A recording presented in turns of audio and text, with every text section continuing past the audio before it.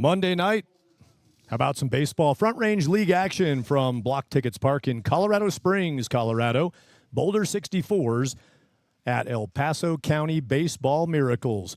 Starting pitcher for the Miracles, Zachary Sanders, the righty on, ready for pitch one to his catcher, Luis de la Cueva. Fouled off by 64's leadoff batter, C.J. Trask, second baseman on defense for the 64's. Trask leading off in this Front Range League matchup on the Front Range Baseball Network. Thad Anderson from the press box at Blocktickets Park for a Monday nighter. In, and Trask thought it got his jersey down around the belt line. No is the answer. So Trask back in with a 1-1 count from Zachary Sanders. Talked to Zachary before the game and asked him for his preference, Zach or Zachary. He said, Zachary, nobody really calls me that. Let's do that. And I said, well, I want to do whatever you want done. He was real flexible, kind of gave me the options. Basically told me I can butcher it if I need to. I won't do that. Zachary Sanders, his catcher, Luis de la Cueva, was standing there with us and said, sounds more professional. Let's go with that. That's professional sounding. 3-1 pitch is professionally hit into left field by Trask. That's going to get to the wall at 350 in left field, and C.J. Trask, as he has done this season for the Boulder 64's, swings a good wood bat. Leadoff double for Trask opens the top of the first, and the 64's have their first man aboard, and Charlie Langford, DHing, will step in the second batting spot for Boulder. Langford, the DH, to be followed by Jackson Bryant, the third baseman. Logan Carney batting fourth, the first baseman. Here's Sanders' first pitch. This battery, they get a strike up against Langford. They estimated they've worked together somewhere around a dozen times now, Sanders and De La Cueva. Strike delivered. 2 strikes on 2 pitches from Sanders to the number 2 spot in the order.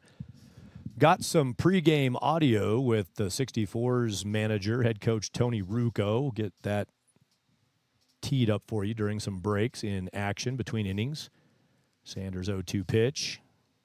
Tried to throw a breaking ball that Langford took on the tailbone. He's taking an extra moment to ouch his way down to first base. That one looked like it caught some bone on Charlie. Not a terrible place to get hit if you get it down in the fleshy part, but if you don't, bring on the spine surgeons. And he's not gone that far. He's at first base, ready to run. Little smile maybe. Yeah, he's kind of rubbing just below the glute. Trask takes off, times it up, and takes third base. So CJ steals third on the aggressive read of the pitcher, and now Luis de la Cueva will call a first and third defense with nobody out. Jackson Bryant batting. Storms push through as an airplane pushes over Blocktickets Park, just north of the Colorado Springs Airport. This one is lobbed into shallow right. That'll work. Base hit. Jackson Bryant, he's been doing a bunch of that. And continues it with a no-out single. 3 batters up, 3 batters on. RBI for Bryant as he plates C.J. Trask. 1-0 64's. A prolific offense is off to a 3 batters up, 1 run in, nobody out start. Logan Carney, first base defensively. Carney.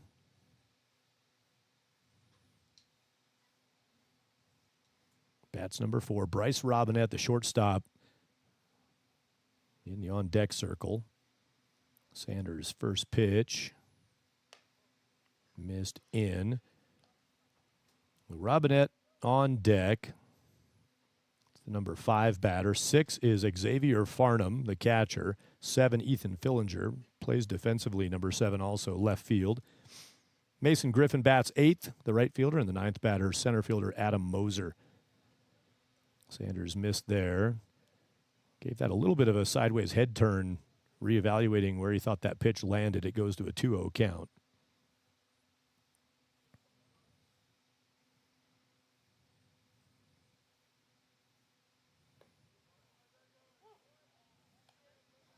Gets into the zone, keeps the count more competitive with 2-1.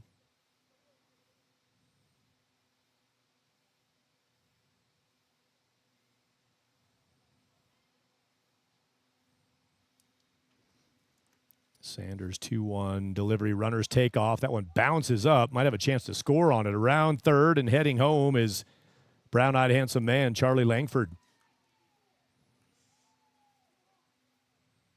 Not sure if his eyes are brown. Just went with it. Stolen bases on the front side of that. Wild pitch is the secondary portion that allowed the extra base. Jackson Bryant to third. Light night of Front Range League action tonight. This the only game in Front Range League play tonight. Fouled away out of play over the right side for Logan Carney. 3-2 count, full for Carney. And things get fired up again tomorrow. Busy day in Front Range League action. Sanders on the 3-2. That'll be a run-producing ground ball to the right side. Mason Aaron makes a pretty nice pickup and made the throw. Mason Aaron at second base. Tough play as he finishes near the foul line behind first base. Tough angle, and the first baseman, Jansen Roberts, takes the throw. That's an RBI ground out for Carney. Scored his 4-3 in the books and an RBI. Where he fielded that and threw that was more like first base defensive position. Slow roller on the right side brings the third run home for the 64's.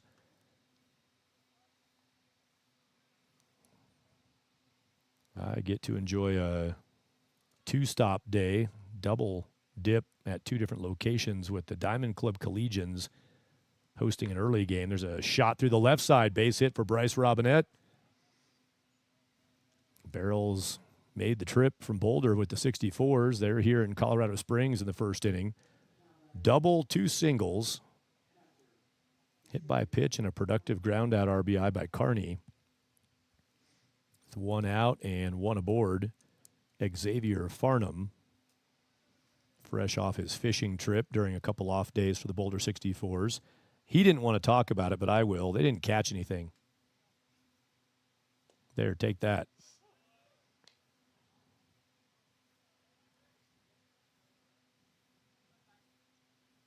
Nothing like a little fisherman smack talk. But Xavier enjoyed the trip, he says. Teammate Nick Willems was with him. That makes it enjoyable, Willems alone. That pitch, maybe a little bit of a cross-up. Passed ball, and Bryce Robinette to second base.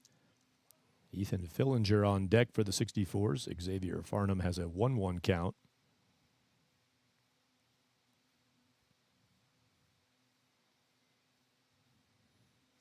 Now here's the first mound visit. I know exactly what they're talking about, and I know how Zachary Sanders answered. And you'll hear more of that in an in-game conversation, a pregame recorded conversation. I was able to talk to both batteries tonight. So I talked to Tony Rucco, 64's head coach. We'll hear from him first up, and then we'll hear from each battery. This ball to left is going to get down and stay fair. Drops in and left, checks up a little bit, and gets around the grab, reach try defensively of Austin Reese. And Farnham is into second base. He's got an RBI. Single with a one-bag error, and Bryce Robinette scores. Nope. Me as the official scorer just checked with my assistant official scorer, me, and that's going to be a double. You're welcome, Xavier.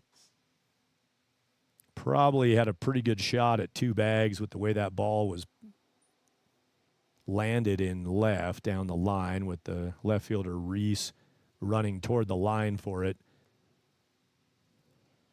Can't assume the double play in baseball, but we're going to assume the double right there.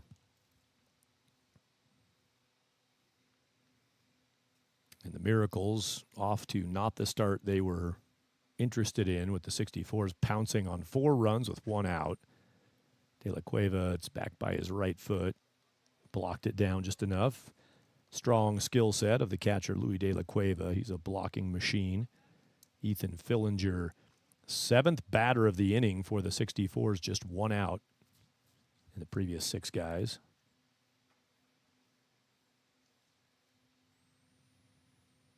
Two-0 pitch.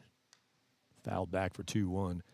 So Diamond Club tomorrow, they're hosting an early game.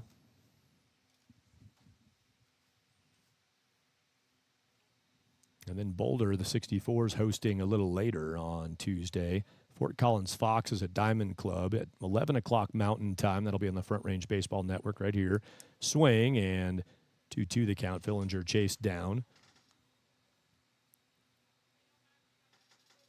Doubleheader in Greeley tomorrow. The Western Nebraska Pioneers and the Greeley Grays scheduled for 4 o'clock and 6 o'clock, or shortly after the finish of Game 1.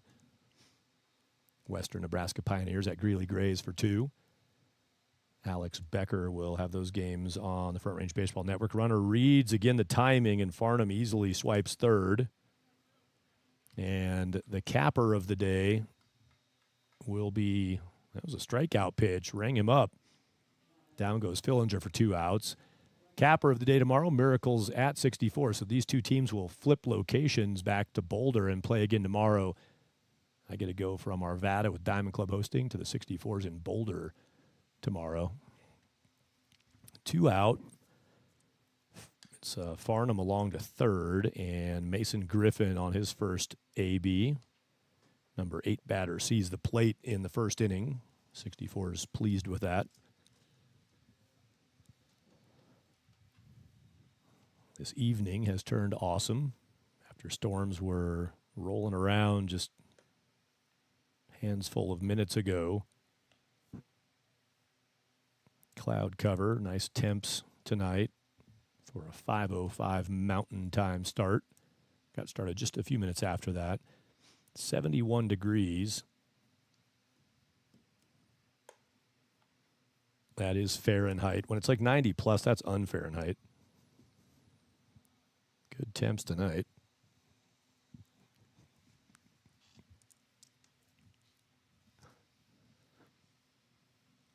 Two-one count to Mason Griffin.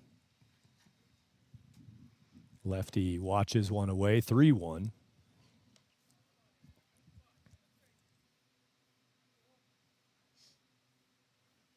Hitter's pitch here. If Sanders delivers it, Mason Griffin, quality hitter and pop to go with it. He'll sail that to left up above the light poles that are unilluminated right now, and down in left field it comes to Austin Reese. 8 batters come up, and 4 64's score in the top of the first inning. Miracles will come to the plate. Hunter Morgan, Jackson Schlepper, Austin Reese. Get the first piece of our Tony Rucco conversation right now. Tony Rucco, the lead man for the 64's pregame. Boulder 64's at El Paso County Baseball Miracles in Front Range League action with Tony Rucco, manager, head coach of the Boulder 64's. We talked to you a week or two ago. Thanks for being willing to talk again. I'm glad I didn't scare you off. No problem. Glad to do it. First thing I wanted to talk about a little bit was the All-Star Spectacular, as it was labeled, 2 days in Gehring, Nebraska. Just your thoughts on the process. First year of doing that for the Front Range League. What did you see happen there? I thought it was great. Teams were evenly matched, good players, good game. So, yeah, well done. Teams evenly matched, I agree. I like that you played the bottom of the ninth, so everybody got their reps, and Ross Frank got his inning. And I really wanted him to hold the run off the board, so it ended 9-8, which is a great score to finish on. Just showing what you talked about with that even matchup. Anybody you saw there? I mean, I know you've seen a lot of the guys in the league, but just when you watch players in this league, are there any guys maybe outside of 64's who really just jump for you? Oh, yeah, there's a couple kids in the league that are, like, really good. Bertucci from Fort Collins, Phoenix West from Fort Collins. And there's a number of kids, Pueblo kids, that can play. Yeah, we didn't see Cole Bloomer pitch that night because a couple days before on that same field, he threw a 9-inning complete game, 3-1 win. Bloomer from the Spradley Collegians, another high-end arm. With the Boulder 64's in town tonight, I need to look back. Have you guys played here yet this year? No, this is our first time. What do you think of this opportunity? Actually, this is a great field. Love it. So for your players, you play on a variety of fields in this league. A field like this, is there anything, whether it's backdrops for hitting, there's obviously a nice eye back there for us, but from a player's perspective, what are the differences with a park like this compared to, more of a city park type of a setup? Oh man, this gets you into it. The stands. This is actually the place I played my last baseball game. Caught Goose Gossage. You caught goose in this park. Yes. How'd it go? Did you guys have a good run together? Yeah, we did. Tried a new pitch and 3 up, 3 down. So this, no, I'm not going to make a joke about when this was built. Then we'll just lay off of that. Back half of the schedule for the Front Range League, and you guys are in a nice position for the postseason. What do you want to see happen in the next 3 weeks and leading into that playoff final? That answer coming next. Dramatic setup. Tony Rucco will comment, and wrapping up his interview activity on the mission, the purpose, the goal for the final stretch of the regular season. Jensen Planansky, the starting pitcher for Boulder, throws strike one. Planansky listed at 6 feet 6 inches tall. A lot of Planansky out there. Hands together below the belt, delivers, got the bottom of the zone for a strike.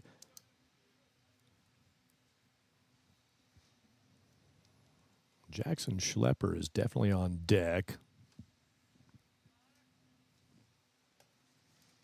We have a jersey number change here tonight. That'll be a ball delivered.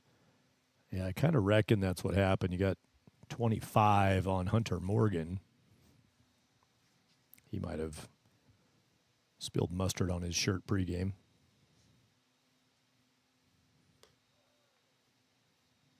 Works his way back to a 2-2 count. So Hunter Morgan in jersey 25. That'll always throw you for a loop. 11 is his typical number and rostered number. If this was youth baseball, here's a 2-2 pitch. Swing and a miss. 1 out. If this was youth baseball, there'd be 27 parents screaming about illegal player. Authorities would be on the way. Somebody would be selling necklaces. And the kids would just be like, can we just play baseball? No. Legalities. 1 out. Planansky gets a leadoff strikeout, goes down below the zone on pitch 1 to Jackson Schlepper. Austin Reese on deck. Jansen Roberts bats 4th. Hunter Morgan, the strikeout, he's center field defensively. Schlepper at shortstop. Reese, the on-deck batter, left fielder, made the catch to close the prolonged top of the first. Miracles need to answer. Put something back against the 4 spot from the 64's.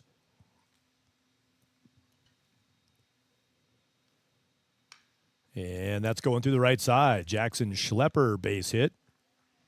Single for Jackson.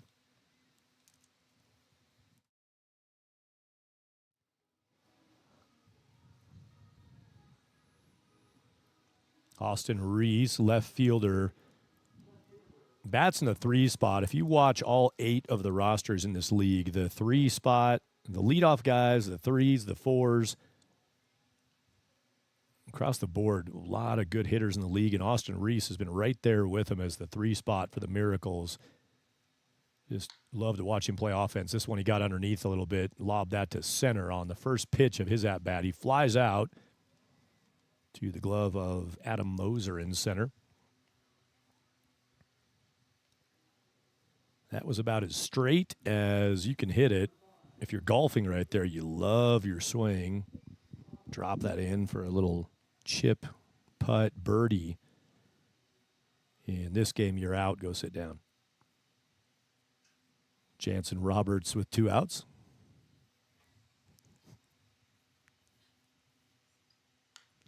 He's going to go first pitch and fouls that away. Ouch. Banging off of the metal backed bleachers at the upper level of the second layer of the bowl here at Blocktickets Park.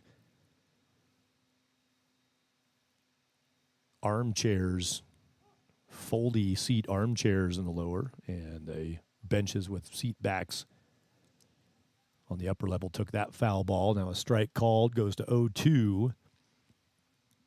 64's. Talk more about the standings through the game. They're sitting in the number 2 spot in the Front Range League, trying to keep that pace with the Fort Collins Foxes. Roberts power flares one into the trees.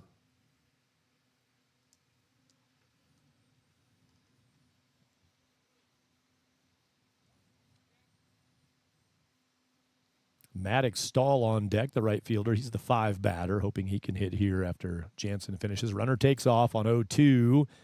The bag is had. The throw is knocked down before it gets to center field. Second baseman C.J. Trask running across behind shortstop Bryce Robinette was able to glove that down from a roll away, which would have been another base for Schlepper.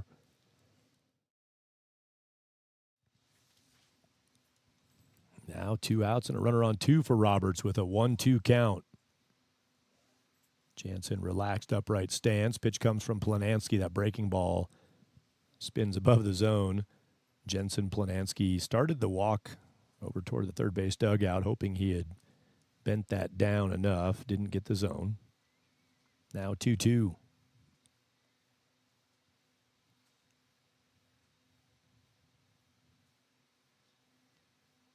Powers a pitch down the middle. Roberts turns on that and smokes it. That ball hangs up in the outfield, and Moser dropped it. That's going to be a run scored, and around a third goes Jansen Roberts. That ball off the bat looked like it was bound for the gap in the wall. It hung up in the air. Adam Moser from center field made a long run to the gap, had the glove on it, and had it pop out. And unfortunate result for the 64's, a 3-bag error. And the Miracles do get at least one run of an answer. 4-1 the count.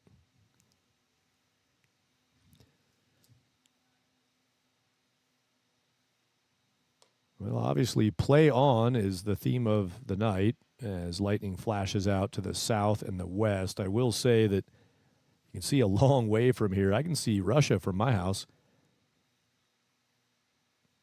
Planansky, a 1-0 pitch. That one's hit pretty well to left, driving the left fielder back, and that might be yardage. Exit stage left. Maddox Stahl. Power shot, and it's 4-3, a 3-run answer by the El Paso County Baseball Miracles. That ball is yard.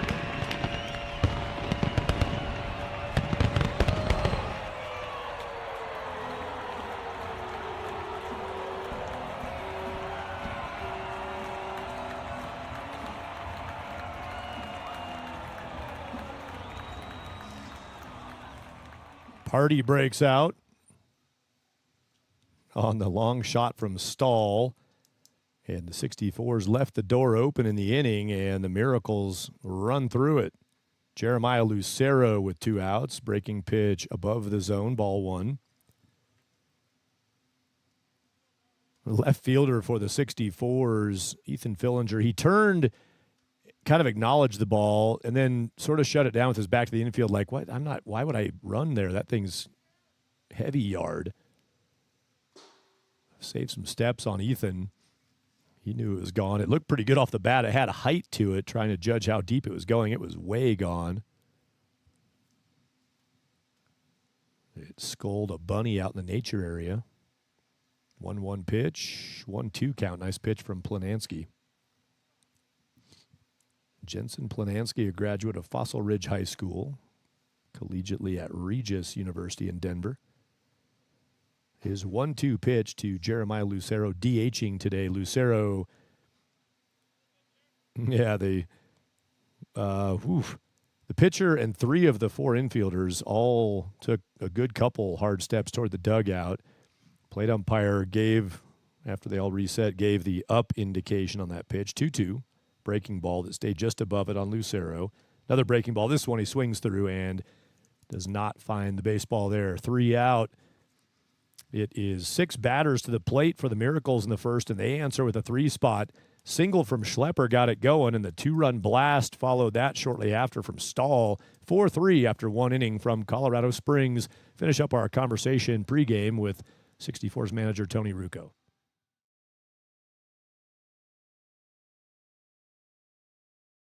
Competitive baseball. I think it'd be good for the league.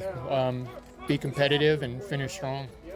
And finally, run around. We got Pueblo, we got Gering, Nebraska, we got Boulder, and then all these places around. How you holding up this summer? It's been good. Arms are ready for a rest, but other than that, it's been good. Your BP today looked phenomenal, so congratulations thanks. on. Obviously you can still get out there a little bit, I think, right? Do you feel like you could? Maybe. Well, good luck tonight. Thanks for taking the time. Tony Ruocco with the Boulder 64's. Thank you. Beautiful. Tony Ruocco and Kent Gregory head up the coaching effort for a long time with this 64's program, formerly the Boulder Collegians, as Kent Gregory trots around to the first base side. You can see him on the right side of your screen going to coach first base. That's Kent Gregory, who did a great job with the All-Star Game selections, the whole process of getting those rosters built. That was Kent Gregory behind all of that. Chuck Heeman with the Pioneers out of western Nebraska was Wizard of Oz on all the details and the logistics and the entire production and the rostering and sort of formatting out of the All-Star Game. Kent Gregory coaching first base, awaiting over there right now on the first base side. Tony Ruocco, the two lead the group, and Brandon Wakefield, C.J. Pino, assistant coaches for the 64's. Good again to see Miracles manager John Byington tonight. Marcus Gilmore. Byington, a Texas guy. I think he told me West Texas, his homeland. Kind of his original roots. And that ball's blasted to left on the first pitch, and that one's over the wall. Exit. Stage left for Adam Moser. Moser leads off with a solo shot. Maybe the ball's traveling. The flags. Go ahead and finish the line if you want. They're blowing straight down.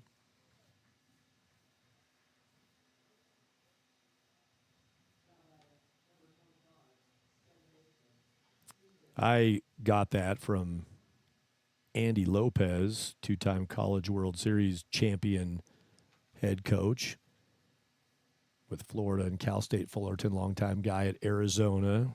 He and I did some broadcasts together on the Pac-12 network, and we were in Utah and Lopes, as they call him. Andy Lopez, legendary collegiate manager, threw that one out. Flags are blowing straight down. I'm sure he got that from somebody else, but caught me off guard with it. Now I use it every chance I can with a flag. Every time I see a flag, it's got to be used in tribute to Andy Lopez. Fly ball to center is sailing toward the track, and that'll be tracked down. C.J. Trask at the track. His ball caught in center field by the retreating Hunter Morgan. 1 out, 5-3 count. The hitters are good. The conditions appear to be ripe for the long ball tonight. Well struck, but this is a tough park to get it out of. Zachary Sanders and Louis De La Cueva were part of my pregame conversations. I'll go to them next. Next inning break here from the Battery conversation pregame. And just as fair warning, I did ask some trap questions. I tried to see if I could drive a guy right into some smack talk, and really no takers tonight. That's a jam shot to the right side. Another tough ball for Mason Aaron. He's getting reps on that play. That's the same spot he made a throw out in the first inning, and nicely done by Mason Aaron. On a slow bleeder through the right side, Aaron runs it down and again winds up standing over on the right side foul line in the grass after he made his throw to Jansen Roberts. Miracles defense, you heard Morgan's in center and Austin Reese in left. Right fielder is Maddox Stahl, Jansen Roberts at first, and Nicholas Brainerd at third. Zachary Sanders' pitch popped up over the infield. Mason Aaron, busy day. He's going to start log in overtime here and get some extra pay tonight. Up the middle, you got Aaron with that catch. Shortstop is Jackson Schlepper.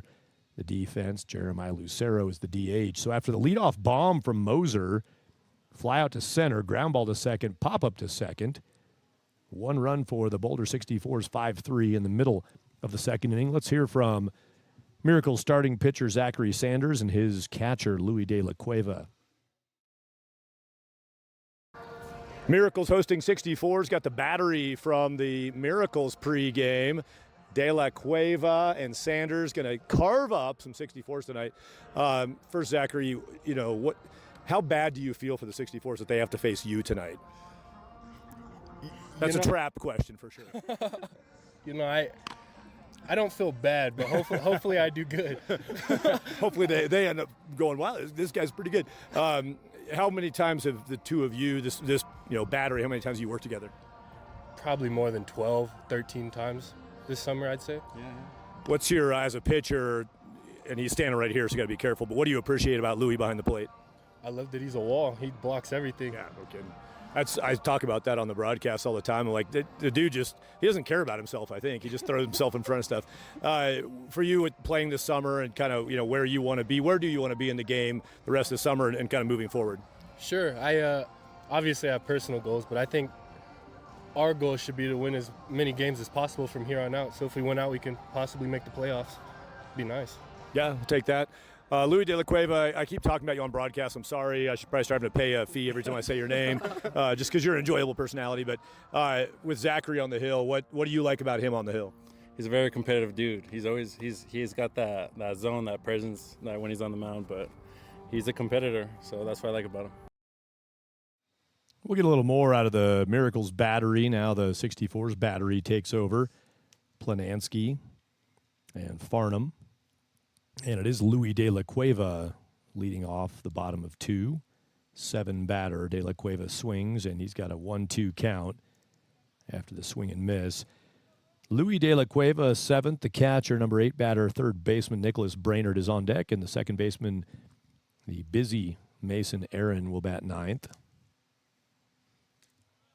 Has 2 infield assists on ground balls, does Mason Aaron, and a put out on a pop-up. 3 of the 6 recorded outs by the Miracles have involved Mason Aaron. De La Cueva is out as Planansky gets the strikeout. That's back-to-back, 3 total in the game, and Planansky closed the first, striking out. Lucero gets De La Cueva for the first out of the bottom of 2. Manager and bat boy John Byington comes out of the dugout and picks up the bat near the on-deck circle. Got to do it all in these summer collegiate leagues. Coach Byington doesn't shy away from a task.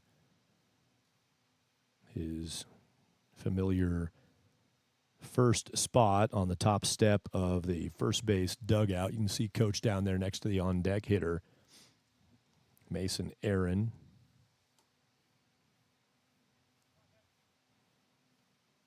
Nicholas Brainerd has a 1-0 count. Planansky to the zone, fouled away, out of play right side, up to the Coca-Cola courtyard. Bounces its way all the way back onto the field, and it's going to be, a foul ball by inches. Would that have counted? I don't know what the ground rules are here. It hit the lip of the grass where the side track and the grass meet, and that's what stopped it from rolling out into fair territory. Again, for the one person who is going, really? No.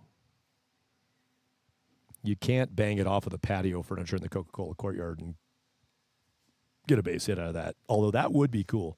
Wiffle ball rules. 1-2 the count. Planansky to the plate.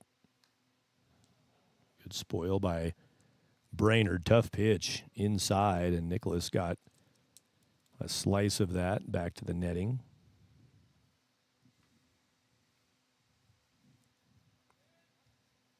The Front Range League does not disappoint in run production, and we're back at it again tonight with 8 runs on the board with 1 out in the bottom of 2. Planansky bends one, waiting on it. Brainerd lobs it to left. Good patience on that pitch, and that's going to lob into left field. Thing hung up there for a long time with the shortstop Robinette on the retreat, the left fielder Fillinger on the approach, and like a piece of candy left in the middle of the table at a birthday party that nobody can reach. Both of them just looked tempted and tantalized, but then the dog came and got it.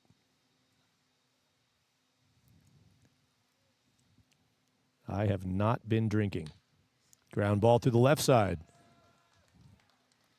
I don't know what that dog thing was. This runner trying to go to third. Yep, out. You could see that one from early on. That was probably overly aggressive. The throw out, they were going to need a miracle to miracles, and they didn't get it from the 64's. It's a single for Mason Aaron. Good base knock for Aaron. 7-5, left field to third base on the throw out. Hunter Morgan back to the top of the order.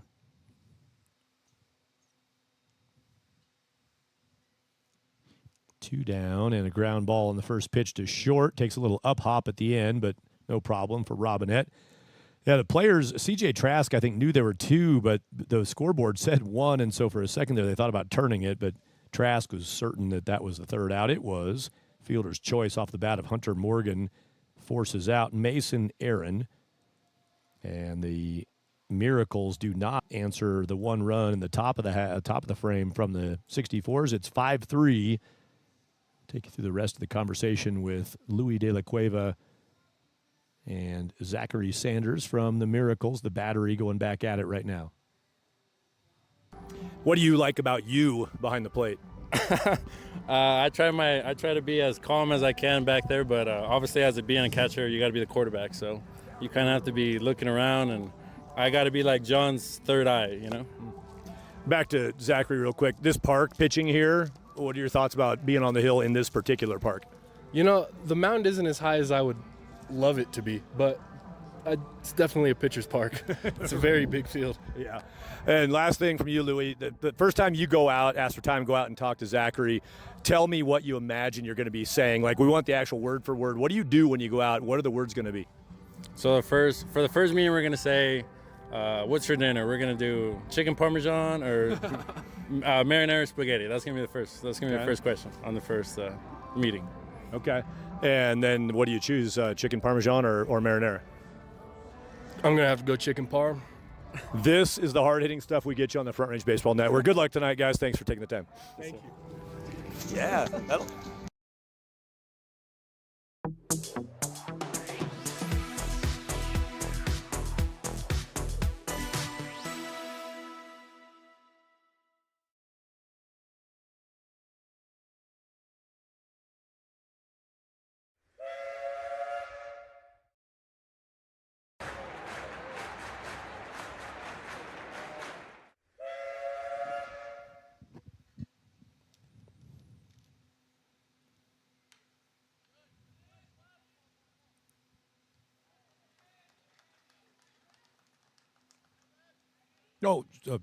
Excuse me.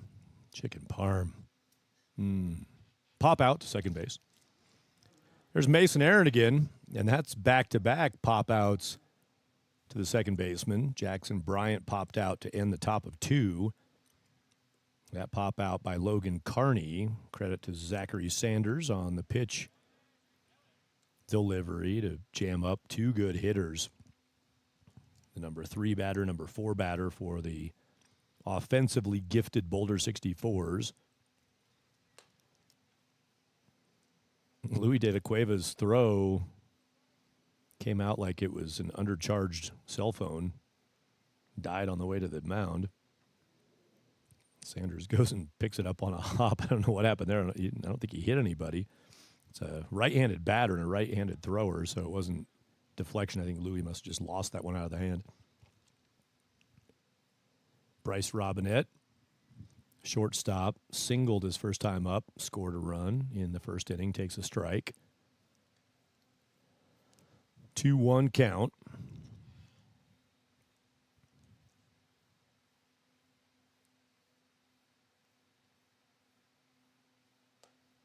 Breaking ball inside. Sanders can't hit that one. John Byington steps out of the first base dugout and had the posture of a man displeased with a call. 3-1, and that's a walk pitch. Robinette on with one out. Xavier Farnham.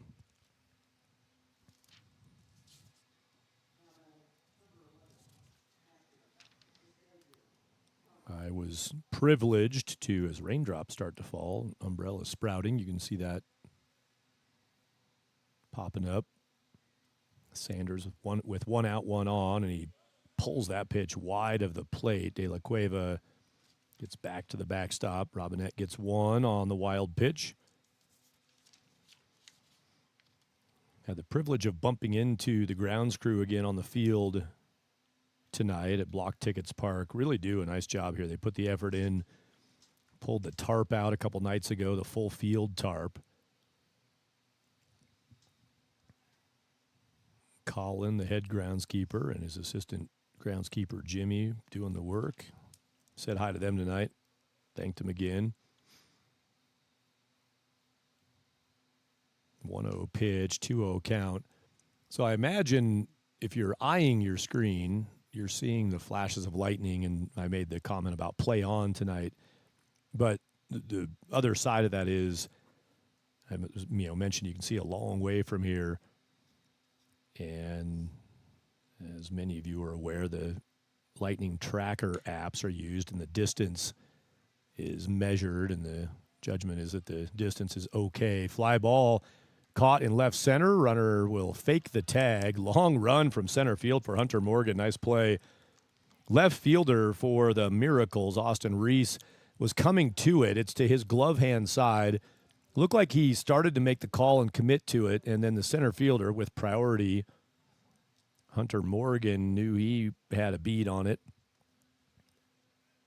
And the angle of that ball did look like maybe a little bit easier descent catch for the center fielder. Nicely played by Reese and Morgan in left center as they converged. In the book, that's an F8. Defensive position 8 is center field, but you kind of, maybe I should do that. That was really like an F7.5. Caught right in the middle of position 7 and 8. Sanders bends a pitch that got the edge, and Ethan Fillinger might have actually literally turned and spat as he spat on that pitch. Didn't like it. Got the call. Fillinger, number 7 batter with Mason Griffin on deck.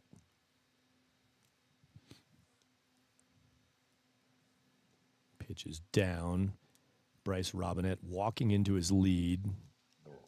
The 64's do try to use the active leads. Not really vaulting as much as some do, but just those kind of momentum leads. Read the timing. If you feel like you have it, you take off. Fly ball to right. Could cap off the inning, and it will.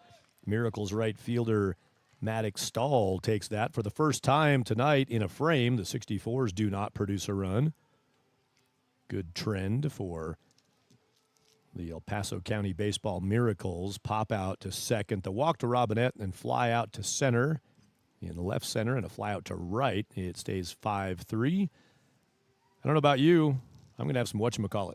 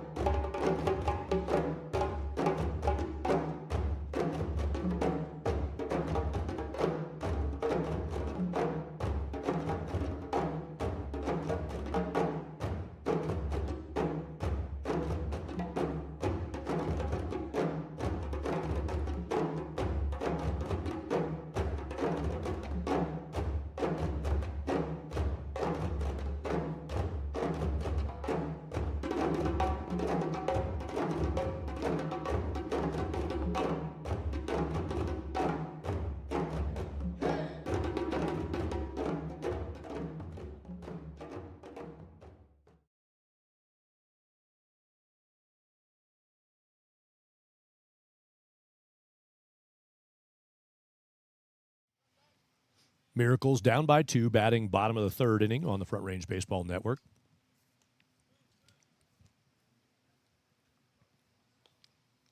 Whatchamacallit is now gone. Not sure what I'm going to do for the rest of the game. It's only the bottom of the third. 9-inning ball game tonight.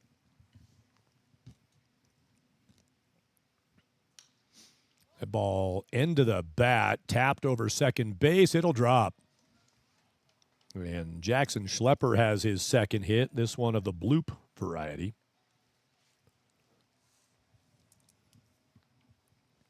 Jackson Schlepper, also known as Betty Bloop. Austin Reese to the plate.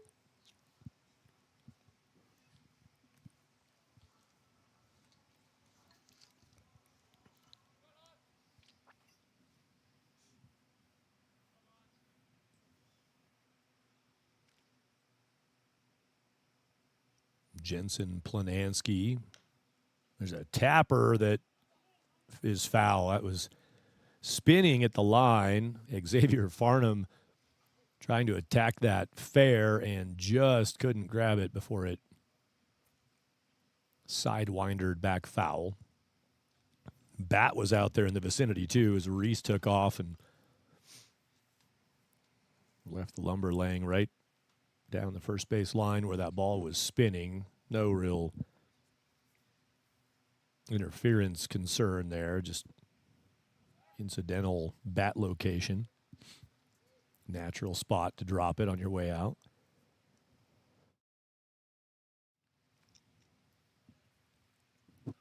Jansen Roberts on deck. The Miracles in the heart of the order. Number 3 spot is in, Reese.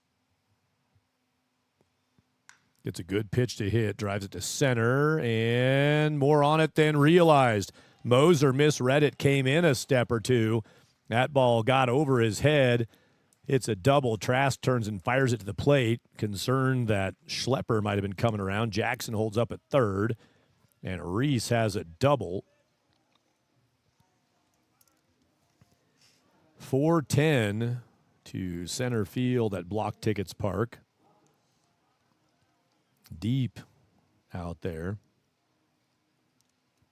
Ball looked great off the bat, but looked like Reese might have just hit it too straight. That's the second time tonight he's done that. His other fly out to center was a straightaway ball, too. You talk about work in the middle. Now right down the middle over the 410 sign is one of the more majestic lightning bolts we've seen tonight. Again, just in all seriosity, the reason that if you're seeing those and you're wondering, like, the tracker has those far enough away on the Lightning app, they're pushing out over the eastern plains and the eastern, southeastern expanses of Colorado, and we'll be seeing that for a while. An airplane flies over, so air traffic control is saying it's okay to come through this area. But there's a good light show going on out to the east for sure. Strike one to Jansen Roberts. He hit a ball to center that got off the glove of Moser. Now he's going to launch one to right, and Mason Griffin looks a little tangled up by this. He finds himself out there in front of the track, tag up, and each runner will move up. Roberts was arriving at second base as that throw went over the shortstop Bryce Robinette. He retreats, fly out, sac fly, and the Miracles are back within one. Schlepper scores on the tag up on the deep right field fly out from Jansen Roberts. Ribby for Roberts. And Austin Reese, that's an important bag too. Reese tagged up from second to third. Mason Griffin threw it that way. Heck of an arm from Mason. We've seen that all year long. Saw it during his high school days at Fossil Ridge High too. Played center field for the SaberCats, who made the final 8 in the state tournament this year. And Griffin loves to let it rip from out there. He cut loose a throw that was well behind the runner, but that was only because of the depth of that ball. His arm has plenty to make that kind of a throw, just deep enough from Roberts on the sac fly. 350 down the lines, and it's 385 in the gaps. Griffin was right in between there. So He was at 367.5. Planansky had that one slip out of his hand. Now then you subtract another 12 feet for where he was in front of the track. So let's go 355.5. Cut a throw loose to third base. And with one out, that really makes a big difference, that ability to tag up, that tying run for the Miracles with Reese tagging up second to third. And one out now, obviously you have the ground ball on the infield. Middle infielders are back. The corners in a little closer, would have a chance to cut off a runner at the plate should he go. Sack fly is in play here. Xavier Farnham takes away the possibility of the wild pitch, scoring the run as he reaches out and picks that out of the left side batter's box. I think the score on airplanes right now is Southwest 1, United 1. We'll keep track of who gets the most airplanes through the pattern tonight. Little side game at Blocktickets Park. 3-2 pitch after that ball delivered from Planansky. 3-2 with one out. That's not going to be deep enough for a tag up. It's above second base. Trask does a great job of retreating and then working his way back. He turned and ran. He ignored the baseball for a handful of steps to get himself behind it and then easily stepped back through it for the catch. Pop out from Maddox Stahl. That's the first pop-up to the second baseman for the 64's on defense. We've seen a couple the other side to Mason Aaron defending for the Miracles. 2-out RBI desired here by the Miracles. Lucero swings and misses for one strike.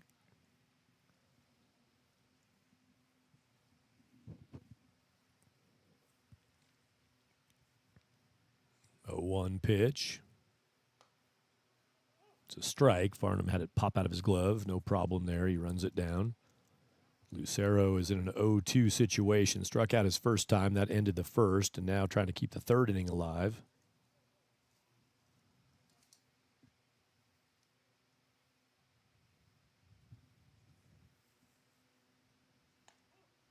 There's the strikeout pitch. Breaking ball. Got Lucero. Curve that ends the third, but the Miracles get one back. 64 scored 4 in the first and 1 in the second, nothing in the third. The line score for the Miracles shows 3 in the first, none in the second, 1 in the third. And it's a 5-4 game into the fourth inning of a 9-inning scheduled ball game. Miracles dueling with the 64's as Zachary Sanders heads back to the mound for the Miracles.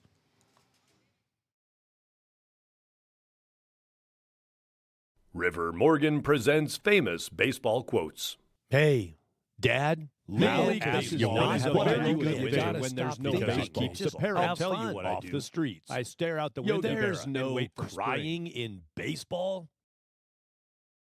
Ball-yard baseball. Ball-yard baseball.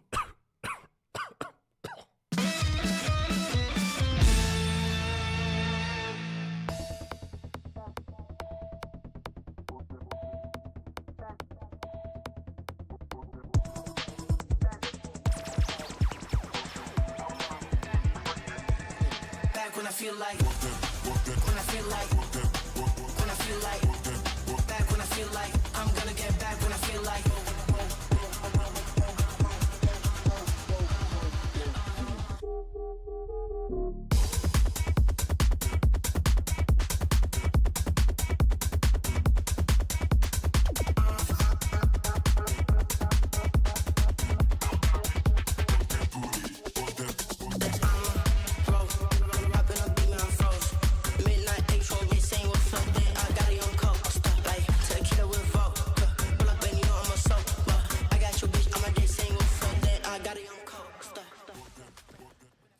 Standings in the Front Range League on your screen. You can find those at frontRangeLeague.com. That's frontRangeLeague.com. The Fort Collins Foxes have a 4-game lead on the Boulder 64's, who play the Miracles tonight and tomorrow. Tonight in the Springs and tomorrow in Boulder. Pitch 1 from Zachary Sanders of the top of the 4th inning. Sails to the backstop, ball 1 to Mason Griffin. In those standings, you see the Miracles. They got a win over the Grays. They split with the Grays, each team with 5 wins now, trying to push up into that top 4. Got a lot of work to do, but not out of the question, as Zachary Sanders said in our pregame conversation. They know it's a tough task. They're realistic about it, but mathematically, yeah, sure, why not? Put it together. Sanders trying to help out against one of the league's front runners tonight, Boulder 64's. And Zachary had that rocky first frame and now has gotten some things figured out, and he figures out strike 2 to Mason Griffin, 2-2 count. Flags are now pushing left to right, no longer blowing straight down. The lights on, all part of your shot from the press box at Blocktickets Park. Griffin hits that a bunch to right field. It's coming down on the wall, bangs off of the Pizza Hut sign. Pepperoni black olive, please. And Mason Griffin has a double.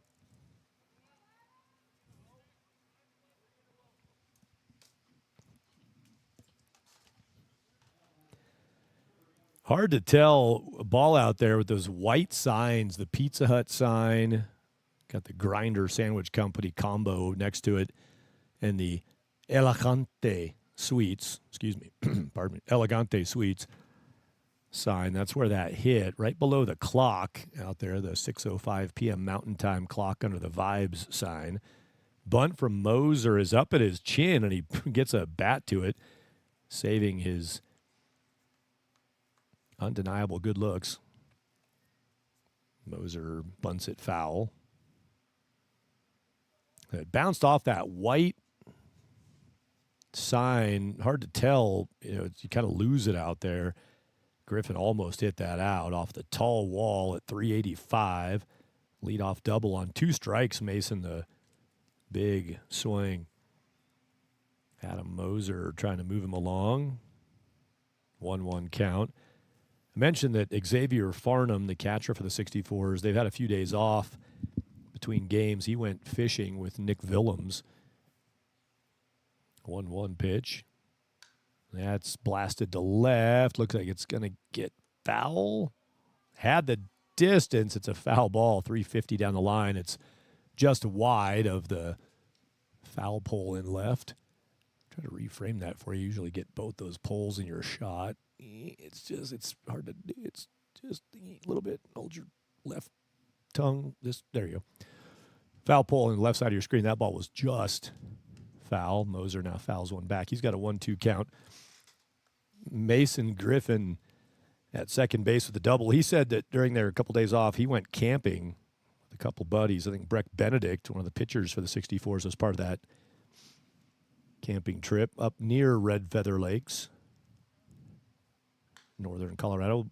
Shot to the left side, works for Moser. Around comes Griffin, he'll score.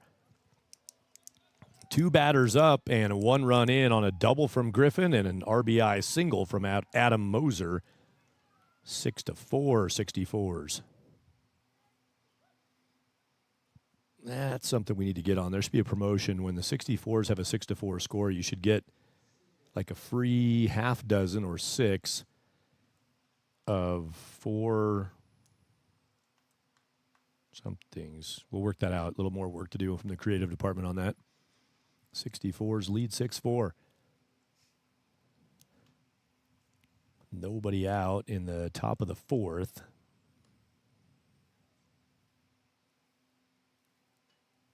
How about a 4-cheese pizza from Pizza Hut after Mason Griffin just cranked it off the Pizza Hut sign? 6 of those.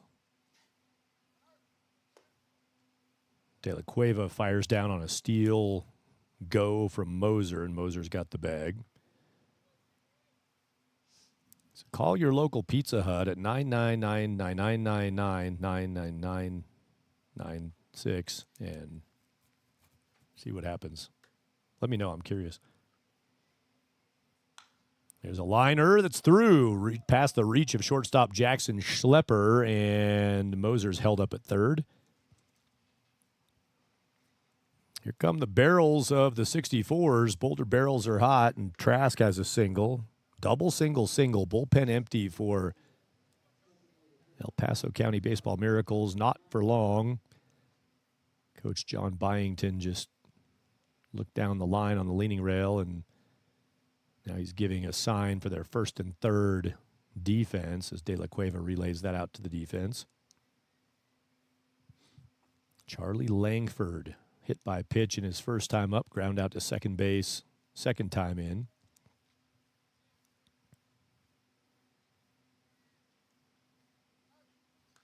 Fouled away, big hack from Charlie. Has interest in firefighting as a career track. There goes the bullpen guys for the Miracles. Maverick Alcaria. Gau didn't get him. I thought the throw to first might have had the dive back of Trask. Safe is the call. It was close. Jansen Roberts thought they had it. Trask kind of blew out the exhale, thinking, whew, that could have gone either way. It's an 0-1 count to Langford.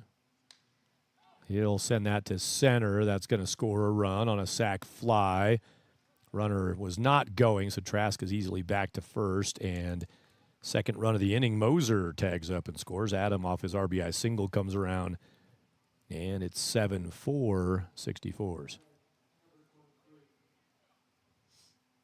Charlie Langford picks up an RBI.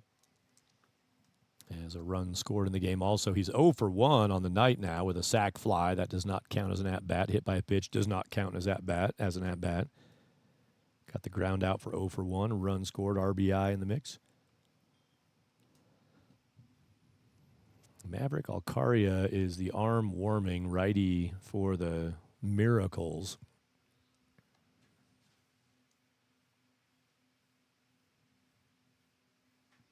Ethan Steer is handling the bullpen catching down there. Miracles do not have a big, long list of catchers. Louis De La Cueva getting serious innings this summer. Mason Aaron will do a little catching to relieve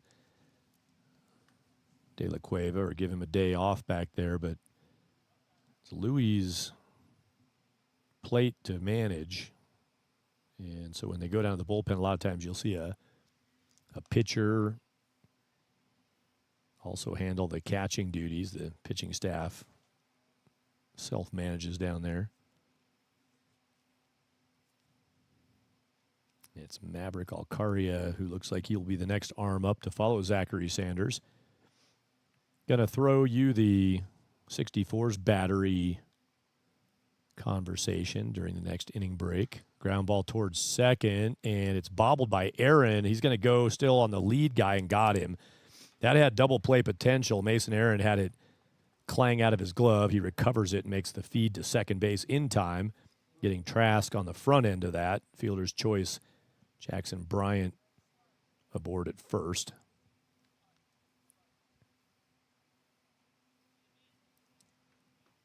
And that lets Logan Carney get to the plate.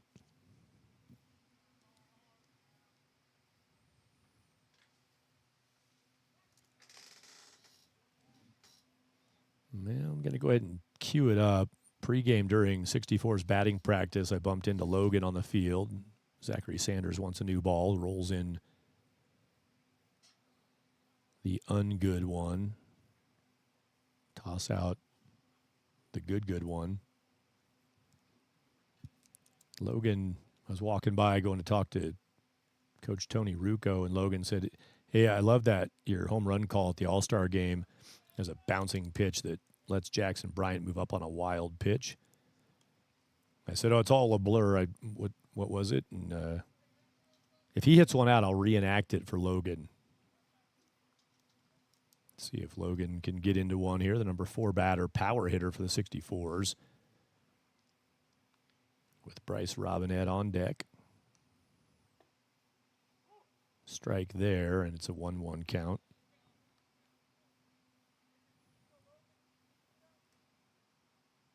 Logan Carney, 4 home runs on the year. The guy in front of him has 7, Jackson Bryant. He's out at second base. C.J. Trask with 6 home runs on the year. Jackson Bryant leads the 64s with the 7 long balls. 6, actually check maybe back up. Don't leave out Jack Gardner. He's got 7 home runs also, tied for team lead. Jack Gardner with 7, Jackson Bryant with 7. Off to a 3-1 count now to Kearney. Ooh, the flight tally now is Southwest 1, United 1, Military 1. There's a big old intimidating looking how does that even fly machine goes flying by. Runner takes off. Sanders pitch. Got the outside edge. Throw to third won't be in time. Jackson Bryant steals third base with 2 out. And a full count to Logan Kearney.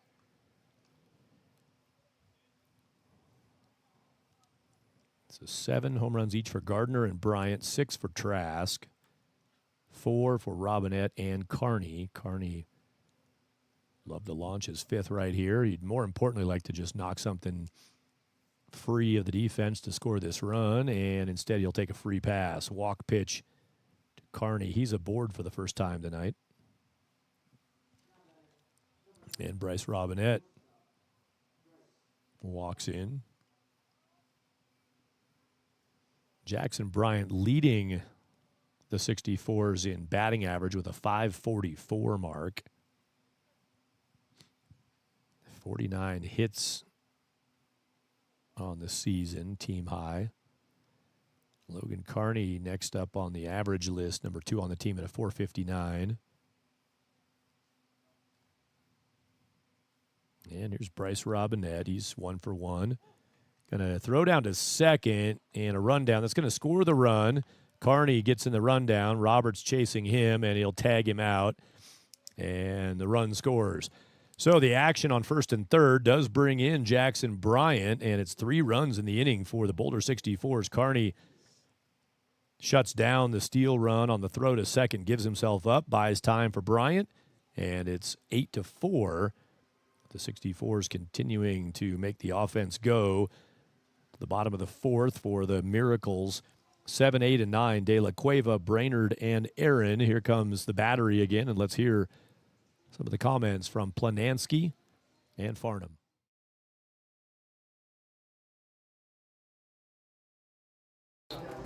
Boulder 64s taking on the El Paso County Baseball Miracles. And first comment, Jensen Planansky is the starting pitcher tonight. Jensen, how unfortunate is it for the Miracles that they drew you as the starter tonight?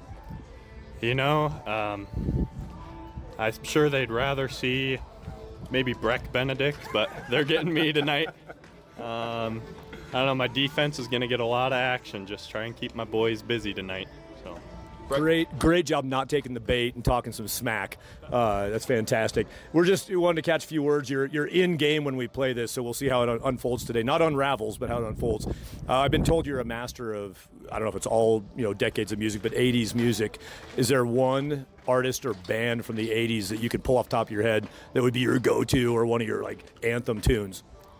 my go-to there would probably be Tom Petty and the Heartbreakers. Free Falling's been my ringtone since middle school, I believe. So special place in the heart there. Like the choice. What are you throwing tonight? What kind of pitch mix you got going? Ideally you got everything working. So fastball, curveball, changeup, slider. But I mean, either way, you just get out there and you see what you got and you make the best of it. What do you do when you know that your catcher is probably somebody you're gonna have to kind of overcome your own catcher to pitch well tonight? How do you do that? We get into the dugout and I just give him a hard punch to the chest protector and I say, "Clean it up, Xavier." Meanwhile, Xavier, right there on the pitch, takes it to the chest protector from Jensen Planansky, who taps his chest and says, "My bad." He dirts pitch one to Louis De La Cueva. Got more coming from the third base dugout variety show, comedy shtick of Planansky and Farnham. Get you that after this half frame, thanks to Jensen Planansky, Xavier Farnham, pregame, hanging out in the dugout. Don't really warn them or give them any, lead notice for what to expect, and just talk about whatever comes up. I know Jensen, an intelligent dude and an entertaining conversation, so kind of let him riff a little bit. Thanks to Planansky Farnham for the pitching effort tonight. Enjoy watching them on the combination here at Blocktickets Park. Louis De La Cueva fouled one between third base coach Marcus Gilmore's legs, did a jump move to split the wickets. 2 balls, 1 strike. Planansky takes an extra step behind the pitching rubber towards second base now, is back at it. 2-1 pitch. Fouled straight back.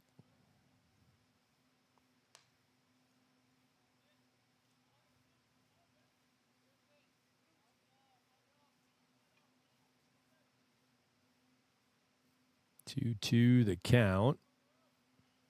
Opening batter of the bottom of 4, breaking ball, and De La Cueva tried to adjust to the slowdown in speed. Couldn't find that pitch as it bent to the zone. It was going to be a called strike, and Louis waved at it.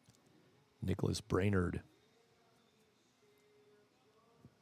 now up.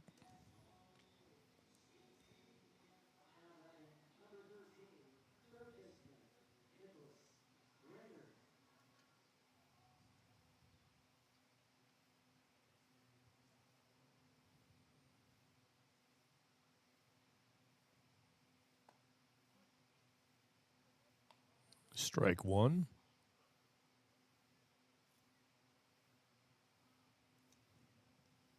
Cool things in baseball. Boston Red Sox, a 10-game winning streak. Come on now. That's redonk, as they say in the game. Good pitch from Planansky. He pounds the outer part of the zone for a strike. Farnham well received. Battery clicking together. 0-2 the count.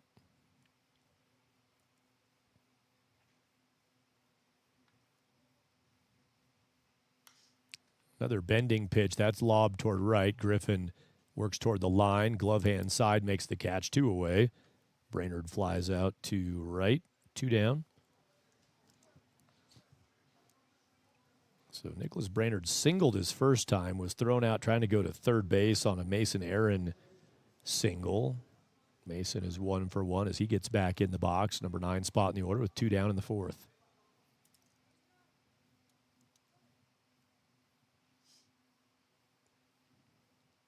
Looking at the miracles so far tonight, strike 1, fastball in from Planansky. Jackson Schlepper is 2 for 2 in the game. Mason Aaron 1 for 1. Trying to keep his line perfect. Breaking ball down this time. Farnham buries it. Hits tonight, 2 of them from Schlepper, 1 from Austin Reese, 1 from Maddox Stahl, a hit from Nicholas Brainerd, and the hit here from Mason Aaron. His first time now, second time up for Aaron. And a 1-2 count after the swing and miss. Only 2 extra base hits. Sorry about that. Austin Reese has the double, and Maddox Stahl the double home run.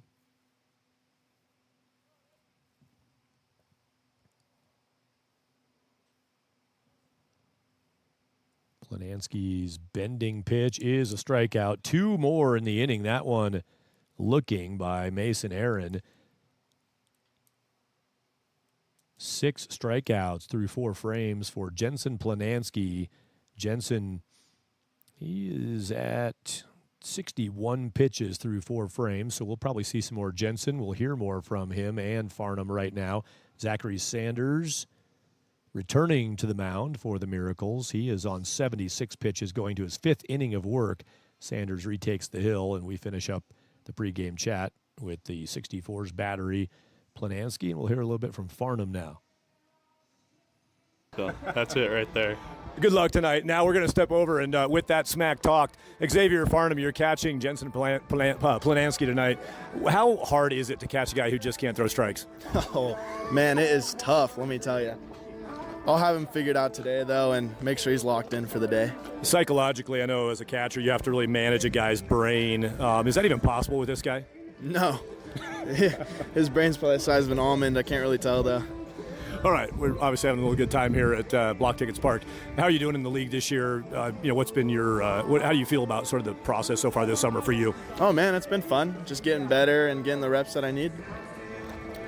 That's the battery for the Boulder 64's. Obviously pretty tight and serious today, and more action coming from Colorado Springs. The blur of night, the whir of wheels, the interstate it reveals. Something I've searched for, something was missing. Point A wasn't for me, always searching for point B. But Long Bridge Road means we're almost home. Long Bridge Road means we're almost home. No matter where I go.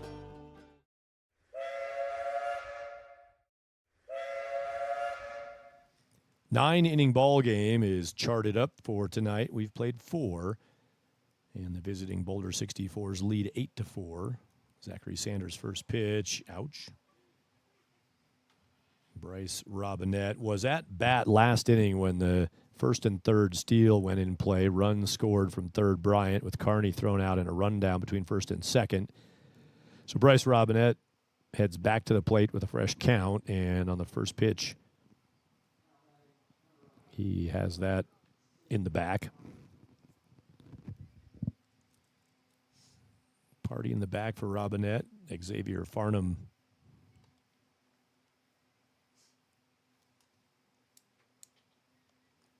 double in the first inning, a fly out to center in the third.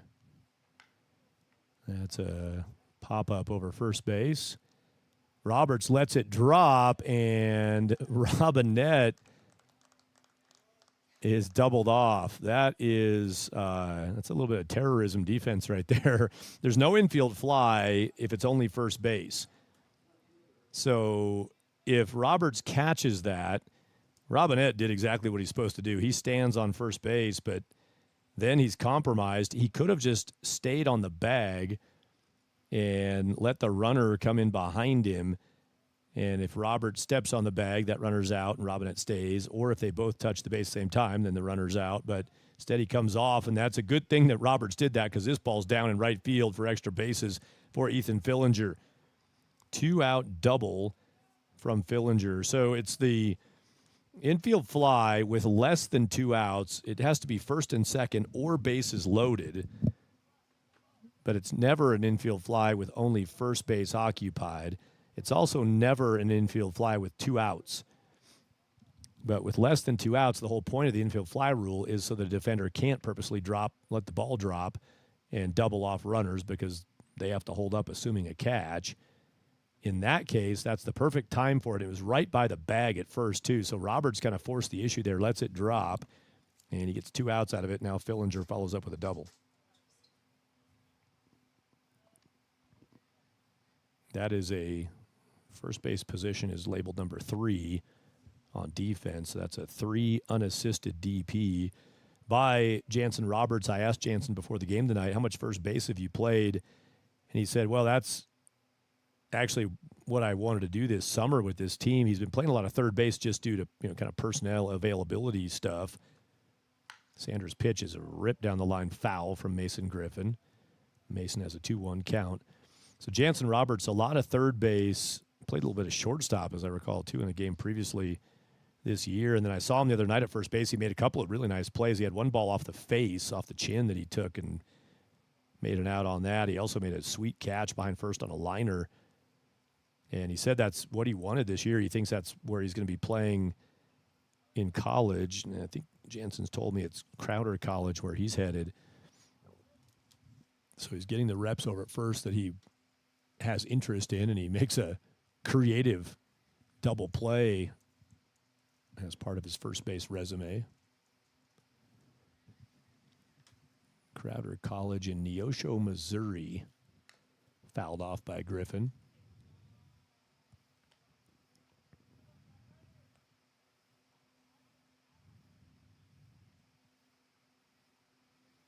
Neosho Mo, the location of Crowder, soon to be collegiate home of Jansen Roberts.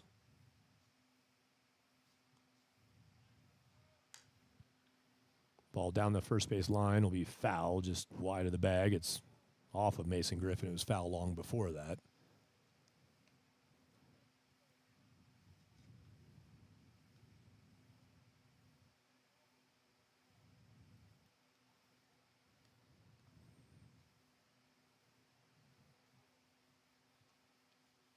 Crowder College this season, 39-22. Their record went 28-8 at home.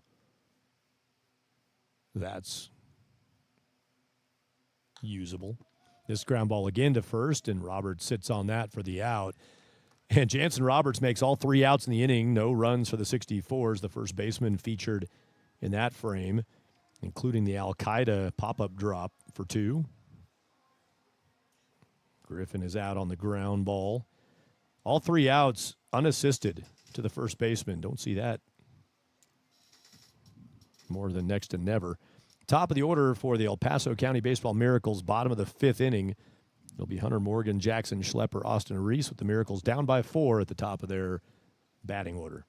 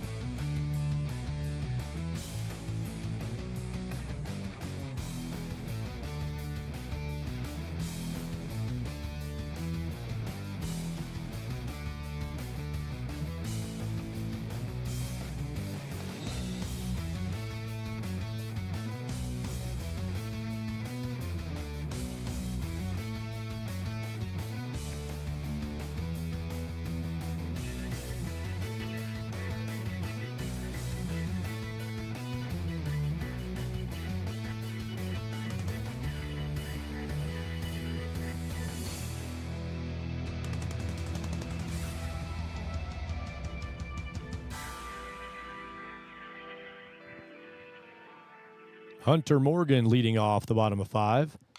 Ground ball towards short. Couple hops, easy up for Robinette, and over to Carney, 1 down.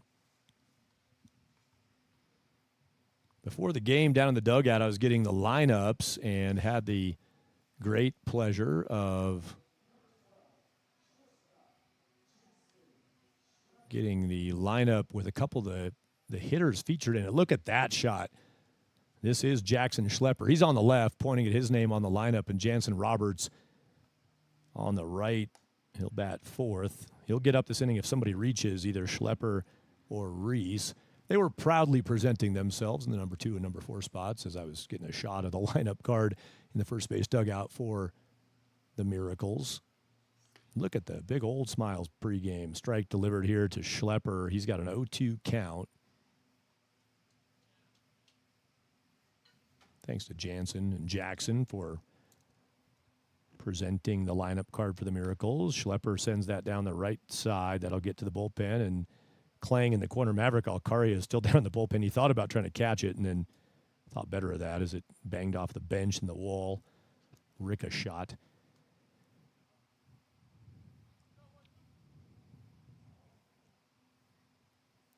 Schlepper fighting with an 0-2 count. He laid off a breaking ball that stayed above the zone. Close, but a good take.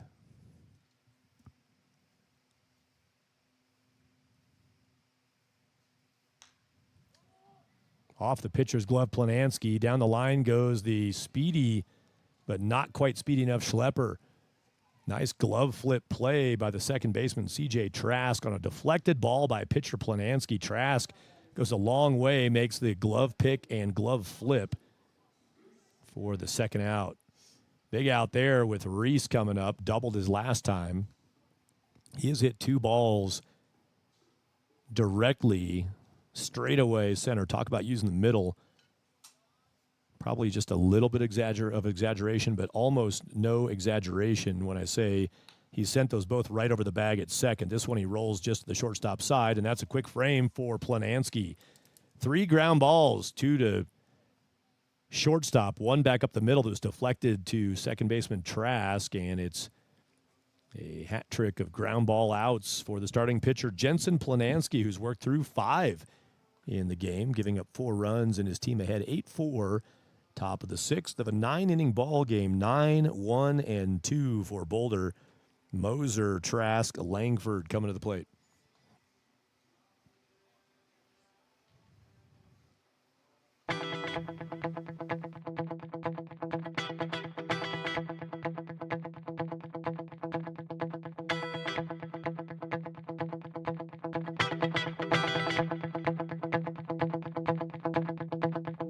If you're a real baseball player, that guy's a dude. You gotta have the newest, expensivest bat on the market. Bro. And it's gotta have the coolest name. Bro. Brand new. Just dropped. Tanks. Whatever the newest metals and materials might be, this bat is always one evolution newer. The Batco Crouching Tiger Nuke Mash Pummel Destroy Quad X Quadruple Extreme. Making mediocre hitters superstars. That guy's a dude. $600 at a time. Bro.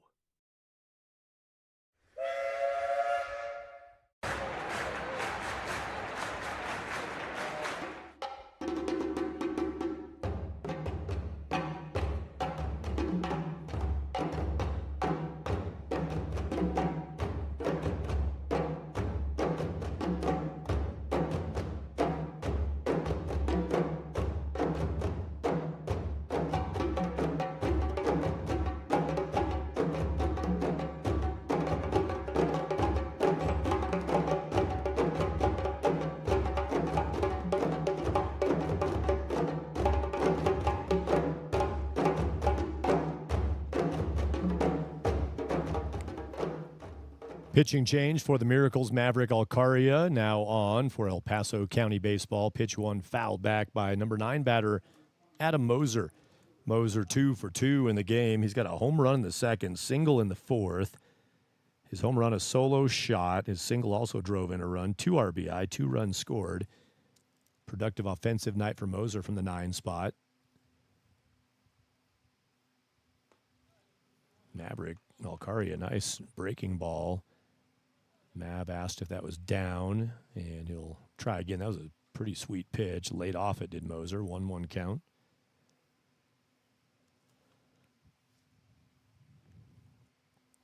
Alcaria gets an outside pitch that Moser reaches for and fouls back. 1-2 the count. Zachary Sanders, the starter for the Miracles, works 5 innings. Good chunk of work. Ate up more than half of the innings in this game for the Miracles. 1-2 pitch from Mav. Breaking ball, got it. Bent it in on the inside part of the plate for the first time in the game. Moser is out. 1 away. Top of the order, Trask. Zachary Sanders started 87 pitches for Sanders, 47 for strikes, 47 strikes, 40 balls. And Zachary, the 5 innings pitched, 9 hits, 8 earned runs. It's 8-4 now with Alcaria taking over. 1 strikeout, 2 walks, and 2 hit by pitch from Sanders. And speaking of pitch, now C.J. Trask is a victim of beaning. Hit by pitch for Trask. Langford up. He was hit by a pitch in the first inning. Bryce Robinette, the other 64, who was hit by a pitch in this game. Alcaria with 1 out, 1 on, working against the number 2 batter, DH, Charlie Langford. Charlie goes first pitch, lobs that shallow. That ball's going to find grass. And good work by Trask. Kept extending between first and second. The closer that got to down, and he only had a few steps left to make sure he wasn't forced out by Stahl coming from right field. So now Langford is Betty Bloop. Single for Charlie, his first hit of the game. And Jackson Bryant is up, and this is the top average hitter on the team, on a group that has a bunch of eye-popping batting averages. This is the highest of them all, over 500 on the season in the Front Range League. He almost wore one onto first base, just missed his lead elbow. 1-0 count.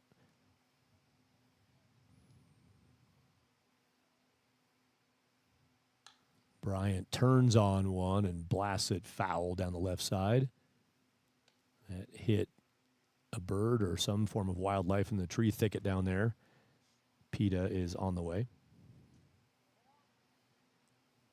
1-1 count to Bryant. Logan Carney on deck.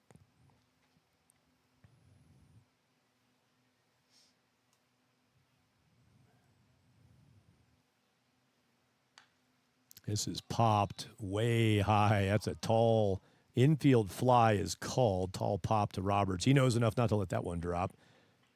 No animals were injured in the filming of that at-bat. Disclaimer. But Bryant, big out there for Alcaria. Pop out to first base. Logan Carney now with 2 outs. Has the task of keeping the inning rolling. 2-out RBI. Always a key stat in the game of baseball. And he's going to get at least one.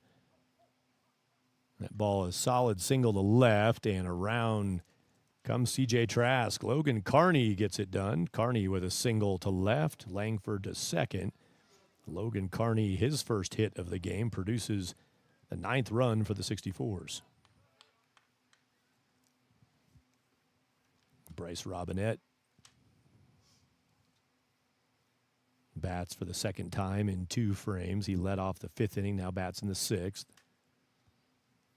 He has a chance for 2-out RBI. Alcaria's pitch is down and away. De La Cueva blocks.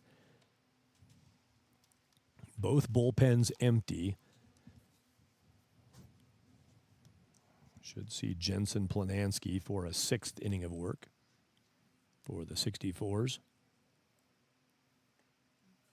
And the breaking pitch widens out the lower half and stretches out the swing of Robinette. 1-1 count.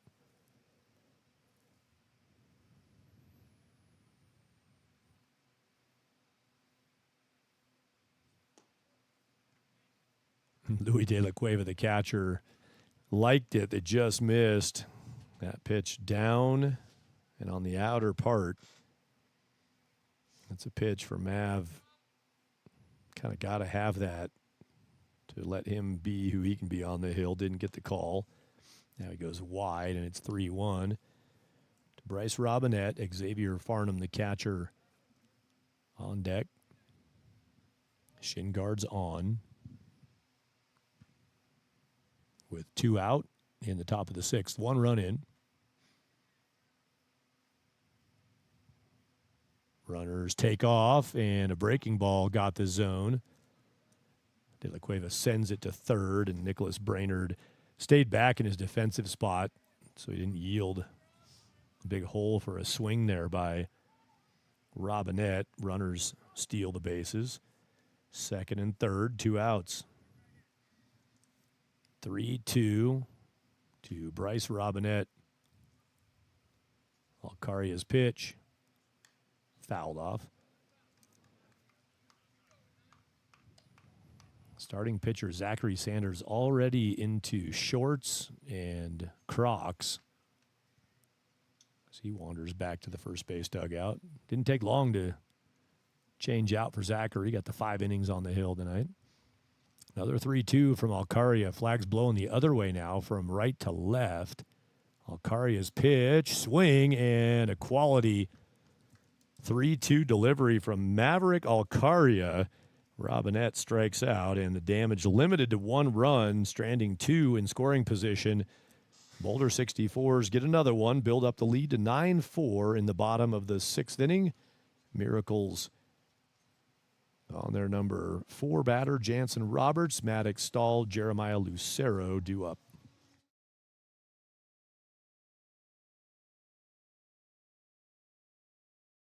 That strike brought to you by Local Union 247365. We like strikes.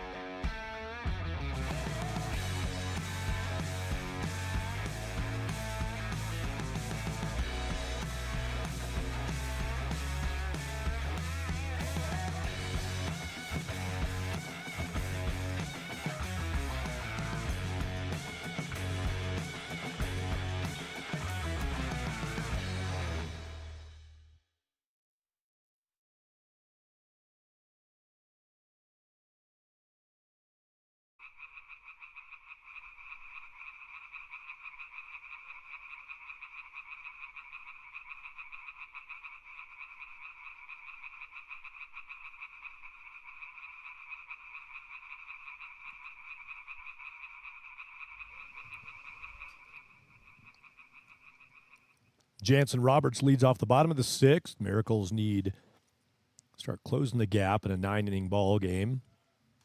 Explosive 64's offense, always a couple pitches away from an explosion. Strike one to Roberts from Jensen Planansky, starter into the sixth inning for the 64's. Good stuff in the Summer Collegiate League, Front Range League. Planansky, before tonight, had pitched the second most innings on the team behind Ryan Cook's 27 2/3. Planansky now leads the team in innings, adding on 5 and going for 5+ here. Roberts grounds it to second. Trask has it. 1 away.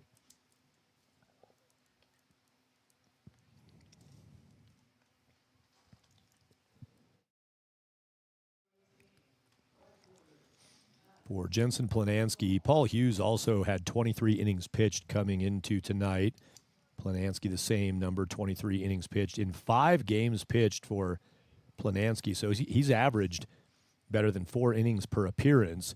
3 starts prior to tonight. He's on his his 4th start of the year and his 6th game pitched.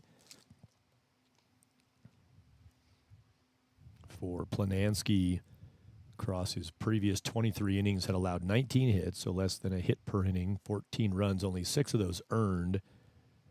5 walks and 20 strikeouts. 5 walks in 23 innings, pretty clean, and 20 strikeouts in the 23. Strike thrower, Planansky. ERA of 2.34. His whip, 1.043. Walks and hits per innings pitched, just over 1. Popped behind first, foul toward the bullpen, and that is no catch. That's a dead ball zone across that white line down by the bullpen, and he was straddling that. Right on it was Logan Carney, who tosses it back to pitcher, and he's was I really? Maybe, I don't know. And then he's also thinking he probably could have stopped and towed up there, kind of like a wide receiver trying to get 2 feet down. Drifted across the white line. You have to have the catch before a foot comes in contact with it. And he probably could have done that. I think just wasn't fully aware of that line. So keeps the at-bat alive, and a ball delivered to Maddox Stahl. Stahl gets the reprieve. He's pardoned from out row. Planansky talking about his stats. Quality summer for Jensen.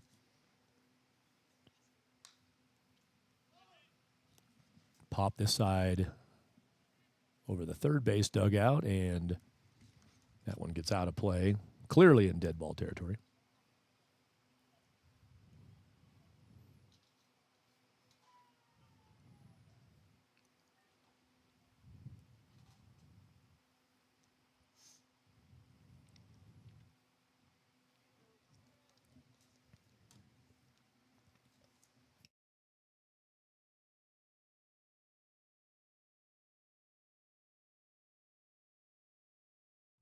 Three-two pitch from Planansky.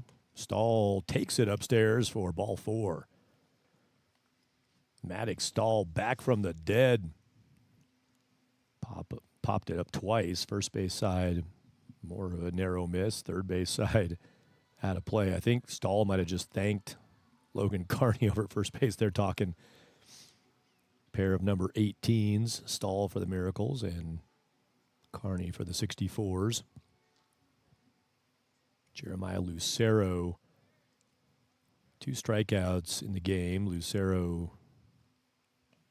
back in for his third plate appearance of the game.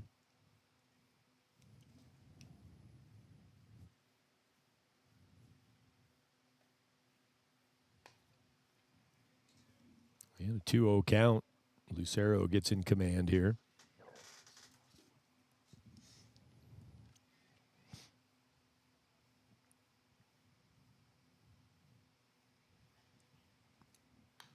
And he'll send that to left. 2-0 pitch, a quality swing from Lucero, who breaks through on the night, trying to go first to third and in safely, and that'll allow the trail runner to move up too.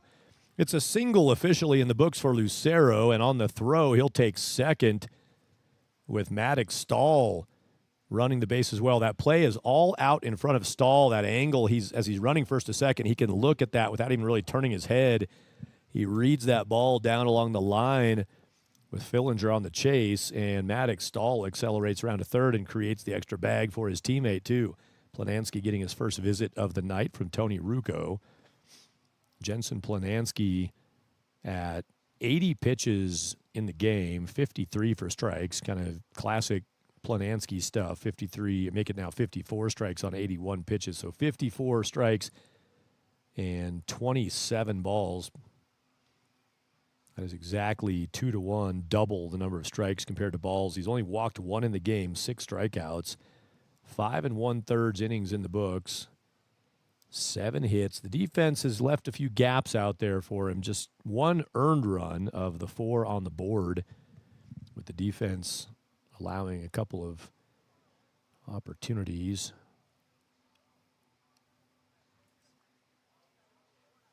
For the Miracles.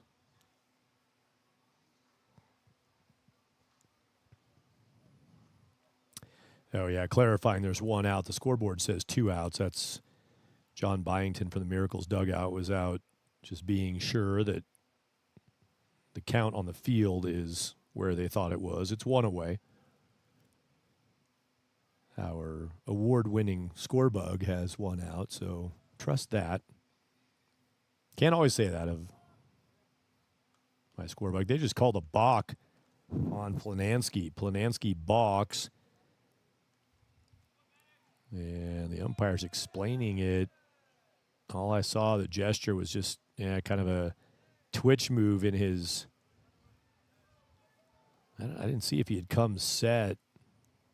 Either way, if he's in a stretch or set and he kind of twitches and doesn't go, that's a balk, and they call it.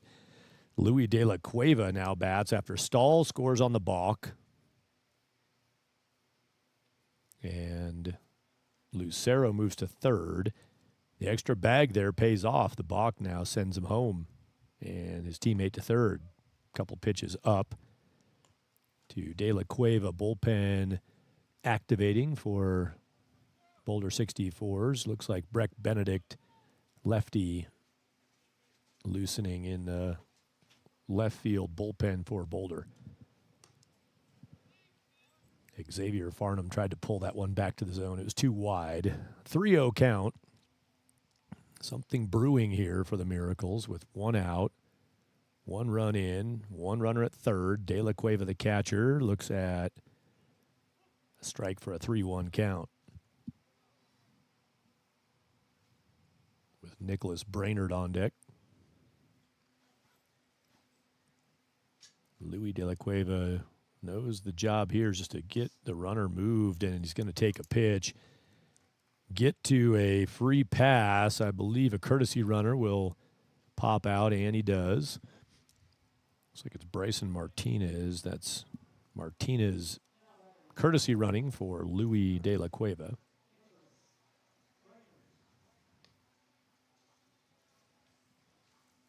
Bullpen not ready yet. Got two lefties down there.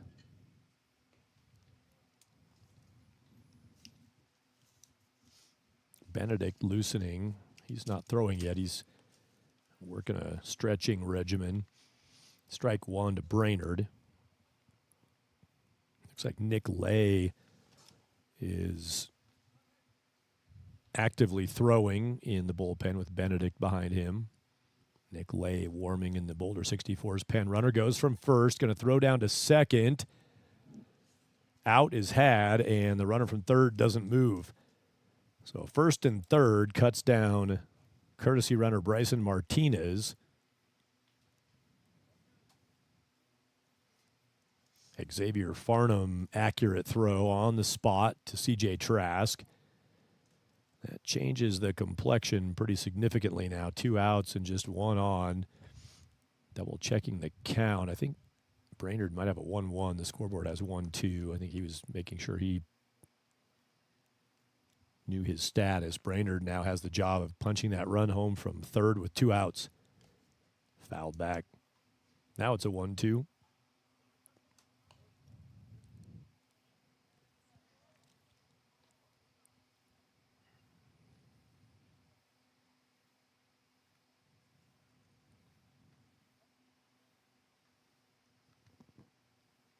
Jensen Planansky trying to finish off a 6th inning of his start tonight, likely to be his last. And that ball toward the gap. Griffin on the run. Mason closes ground, can't get it.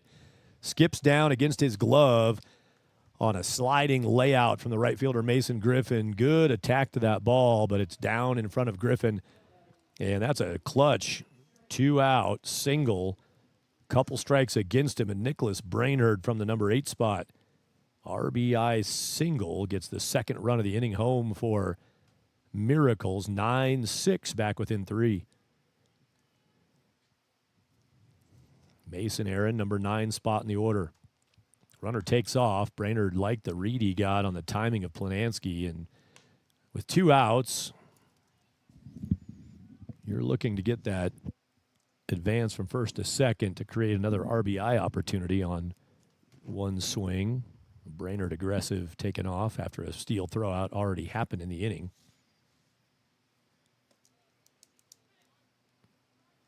One count to Mason Aaron.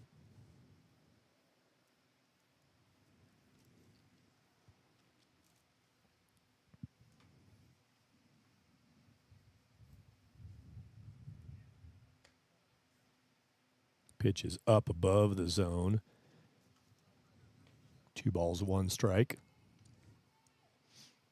Jensen Planansky now has climbed up to 92 pitches, 60 for strikes. 93 pitches, and that's 33 balls, 60 strikes from Planansky. Trying to pull the wagon one more third of an inning, finish 6 here. He's 5 2/3. Brainerd takes off. Fouled away. A skipping, hopping lead from Brainerd, and he timed it well. He'll have to go back on another foul off for a full count. Now he can go 3-2-2 out style. Miracles hanging in there. Remember, the Miracles in Boulder had a game where they had the 64's down in their final at-bat. Boulder got a walk-off grand slam from Fillinger in that game to flip it and take the win, but the Miracles have had confidence and results, but not a W against the 64's. Fouled back again. Good work by the 9 spot, Mason Aaron, holding this 3-2 count on the board. Top of the order, Hunter Morgan would gladly take an opportunity with, at minimum, a teammate at second and first if Aaron can keep it alive. Runner goes on 3-2-2 outside. He'll put 2 aboard for the top with Hunter Morgan, and this likely will be a pitching change now. Tony Rucco back out. Bullpen ready. Nick Lay, the lefty, is poised to take over for the right-handed starter. 6'6" Jensen Planansky goes 5 2/3. Good start from Planansky. The 6.5-footer is going to give up the mound to the 6-foot lefty. Nick Lay now in from the bullpen in the bottom of 6, 9-6. Team on the mound has the lead, but the team with the bats trying to make a push as they go back to the top of the order with Hunter Morgan.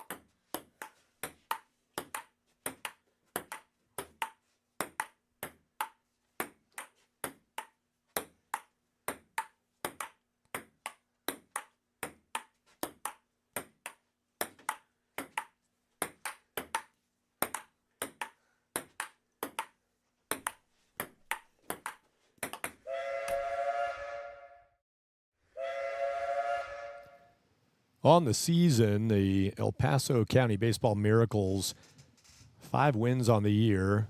They're on a 1-game winning streak. They've won 2 of their last 3. Beat the Greeley Grays on Friday here at Blocktickets Park 3 days ago. Wins this season for the Miracles, 2 of them over the Grays of Greeley, 2 wins over Diamond Club, and 1 win over Pueblo Spradley Collegians. In games with the Boulder 64's, the Miracles lost 15-13 and 10-7. The 10-7 game was the one they had the lead in the last frame, and the Boulder 64's in Boulder walked it off with a grand slam. That's the only previous meeting between these 2 teams in the season, so 2 games go to the 64's, but 1 by 2 runs and 1 by 3 in a walk-off. Now the pitching change. On is Nick Lay, threat here from the Miracles, with Hunter Morgan having the tough task of seeing a new arm, the lefty, for the first time, trying to figure out what he's doing up there. Miracles and 64's play again tomorrow night in Boulder, switching venues from Colorado Springs to Boulder tomorrow night on the Front Range Baseball Network. And with the 2 wins in their last 3 games over Diamond Club and Greeley Grays, Miracles trying to build some confidence. Boulder has won 6 of their last 8 games, trailing the Foxes, sitting in second place in the standings. 2-1 count. Lay hits the zone. The 64's had 4 days off, playing Thursday, July 10, and not playing again until tonight. So that was some fishing and some camping for the boys.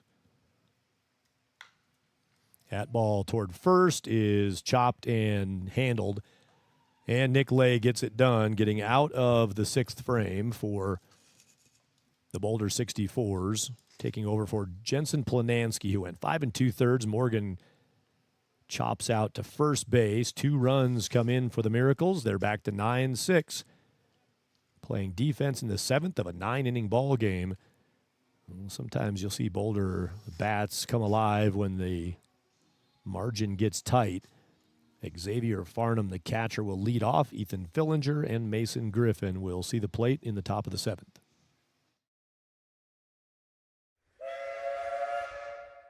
Cliche Country, Sugar Lake's unicorn of radio. Wide open and in the saddle. Tough, gritty. We are servant leaders with exceptional bandwidth who give 110%.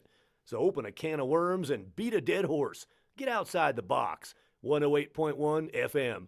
Put a pin in it for a win-win situation. Sugar Lake's Cliche Country, 108.1 FM. It is what it is. You got this. Have a nice rest of your day.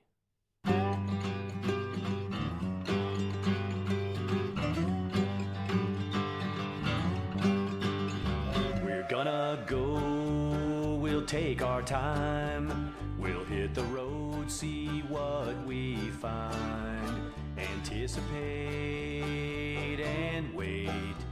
I wanna leave, I wanna go.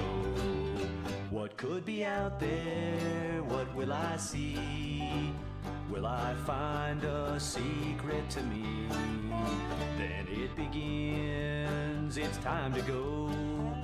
The journey's now, let's hit the road. The road unwinds and then I find Longbridge Road means we're almost home. Longbridge Road means we're almost home. Longbridge Road means we're almost home. No matter where I go or where I roam, Longbridge Road means we're almost home.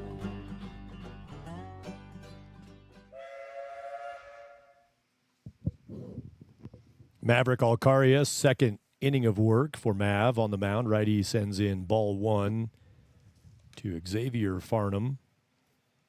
Xavier told me before the game his dad appreciated the previous game when I talked about my investigative work with Farnham to make sure I understood which way he says his name. He hits that X. He doesn't make the Z sound on that X. He's not a Xavier. He's an X-Xavier. X-Xavier. Ready? Everybody say it with me from your couch or your car or your flotation device in the pool, wherever you might be taking in the Front Range Baseball Network tonight. Glad you're with us on the Front Range League inaugural season. Boulder 64's at El Paso County Baseball Miracles. Farnham launches that into the animal cruelty tree bank. Who knows what's out there? Lions and tigers and empty beer bottles. Oh, my.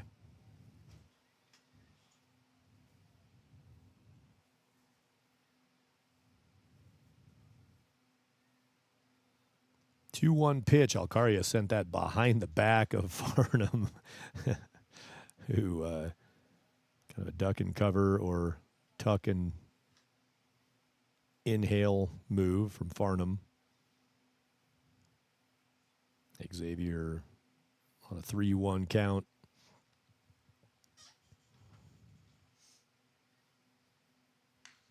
Gets a pitch he likes, drives that to center, and it pushes Morgan back, but he gets to it. Well hit ball to center from Farnham is a line out to Hunter Morgan in center field. Maverick Alcaria during the rain delay, full field tarp rolled out a couple nights ago on Friday. Mav came up to the box while we were all waiting that out. I was in setting up in the press box, getting ready for whenever they got it started, which was about an hour and a half behind schedule based on the weather. Mav was up here, popped into the booth, throws ball 1 and no offer from Fillinger. Ball 1 up, 1-0 count. He just came in the booth and said, hey, I'd like to get into this and just kind of curious, had some questions. So we kind of sat and did a little broadcast careers informational interview for that. Did get Fillinger. It grazed him, and Ethan has a free base, hit by pitch with 1 out. Mason Griffin will be followed by Adam Moser. Griffin and Moser some pop tonight. Griffin's 1 for 3 with a double run scored, and Moser 2 for 3 with a home run and a single, 2 RBI. So the 8-9 spot's a problem area for the Miracles. Mav just asked some questions about getting into the business and just for some advice and ideas, and enjoyed talking with Maverick. And he talked about, he was pretty cool. He was just pretty straightforward about the challenge this summer in this league. He said, I really haven't played since high school. I've been out for a little bit and just trying to stay in it. And I'm playing against guys who are playing a lot of college ball this year, like higher level stuff. And this team with the Miracles, of course, has a good number of high school grads from this year. 2 guys over at first base, Ethan Fillinger at a Windsor High. That's Class 4A in Colorado, as is Cheyenne Mountain. The first baseman, Roberts, played there. A couple of 4A stars in Colorado. Talked about Jansen heading to Crowder College.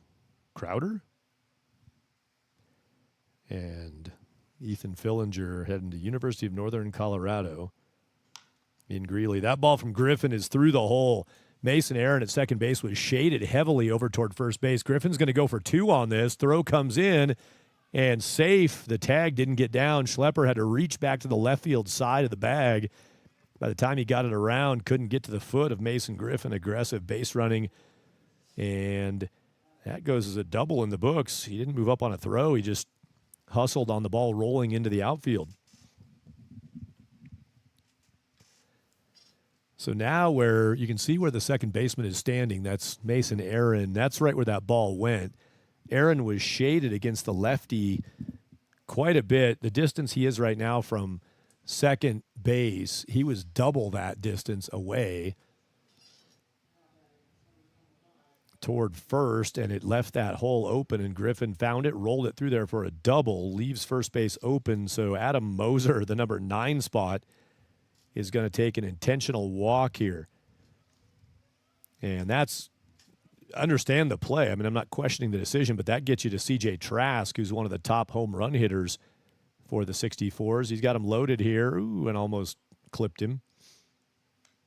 Trask had the option to wear that. If he stayed in, that Bender probably would have clipped for an RBI. C.J. Trask on the year, 6 home runs. Seen a few balls get out of here tonight. The wind blowing more now than it was earlier. Now the flag's back to a right to left wave, as now they fall still. Come on, flags. Talking about you. 1-1 pitch to C.J. Trask. Alcaria, that's rolled through the left side. 64's are scoring again. 2 guys are coming around on the 2 RBI knock from C.J. Trask. Yeah, as I mentioned, Boulder, when they get into pressure situations on the scoreboard, their bats tend to come alive, and line out from Xavier Farnham was well hit for the first out, leadoff. Then a hit by pitch to Fillinger, double from Griffin on a roller through the infield. Intentional walk, and top of the order, C.J. Trask cashes in, knocking in 2. Moser at second. Trask at first. Runner takes off from second. Going to throw at the trail runner. And safely in goes Trask. He broke late after he saw the Moser take off. De La Cueva saw the late break and went for 2. Mason Aaron caught that up in front of the bag, and Trask slid around safely. So Charlie Langford can pad the lead back up to 5 for the 64's. Infield coming in here. Breaking ball for a strike to Langford. 1-1 count. Infield is in. Jansen Roberts is still a few steps back. We'll see. I think he's going to make a little approach here now. He'll close it up a little bit even with the bag, and even a little bit in front now. All the infielders are in. Cut the run at home. Langford adjusted himself, stayed back. Pitch, breaking ball decelerated. Charlie made himself sit back a little longer, fouled it away. 1-2 the count.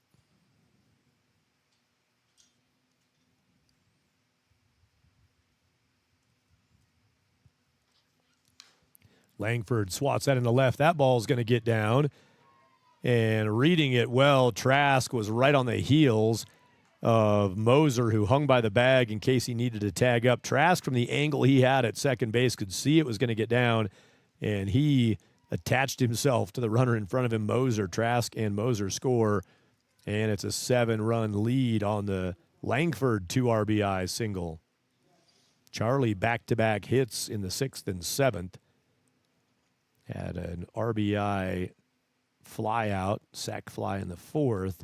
3 ribbies for the number 2 spot, DH Langford. Jackson Bryant goes first pitch and hits that right over the top of broadcast position in the booth. Fly over from Jackson Bryant. 4 runs in the inning. Second 4-run frame for the 64's. They scored 4 in the first.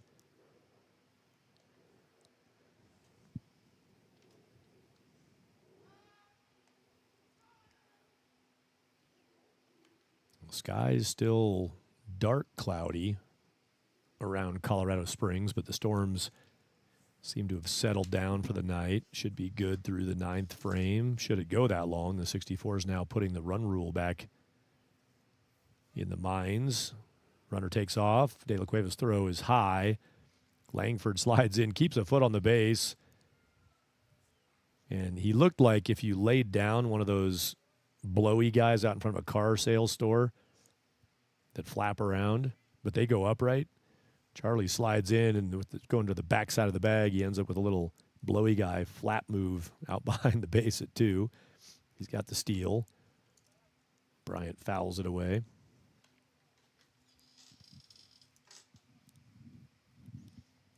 I'm not sure if you're going to buy one of those and you're trying to find it online. I don't know. I don't think you could Google blowy guy. I'm not sure that would find you what you're looking for. 1-2 pitch. Good pitch from Alcaria. He got a decelerated swing. Tough play. Roberts to the rail, and that came down right at the rail on the first base side, and Jackson Bryant survives that pop-up. De La Cueva and Roberts converged on it. Couldn't get to it.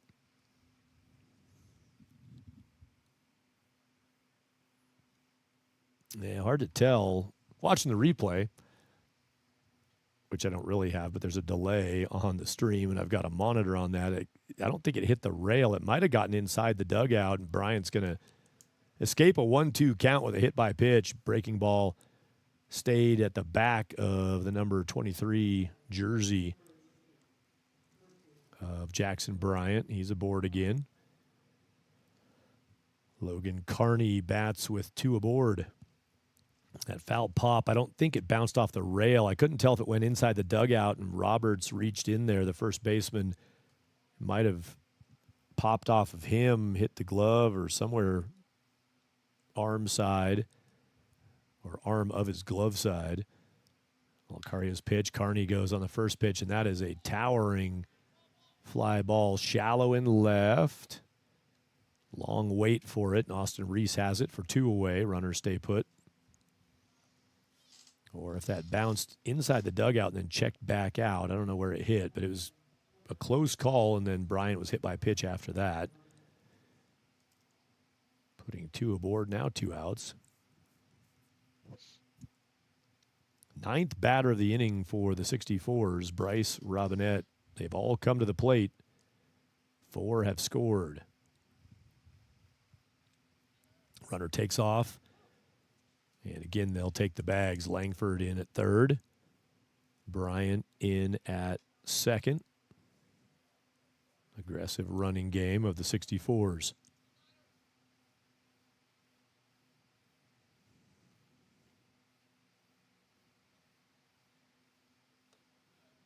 Another breaking ball that starts right at the batter. That one curves and misses Robinette inside for a ball. 1-1 the count. 64's run that timed up play at second base on everybody. Aggressive base running. This ball to center, and Morgan on the run toward the track. Hat flies off, ball flies in, glove makes the catch. 9 batters A line out and 2 flyouts, twice to center, once to left, and a bunch of traffic around that. 4 runs. Boulder retakes a commanding advantage, 13-6, with Maverick Alcaria getting through his second frame.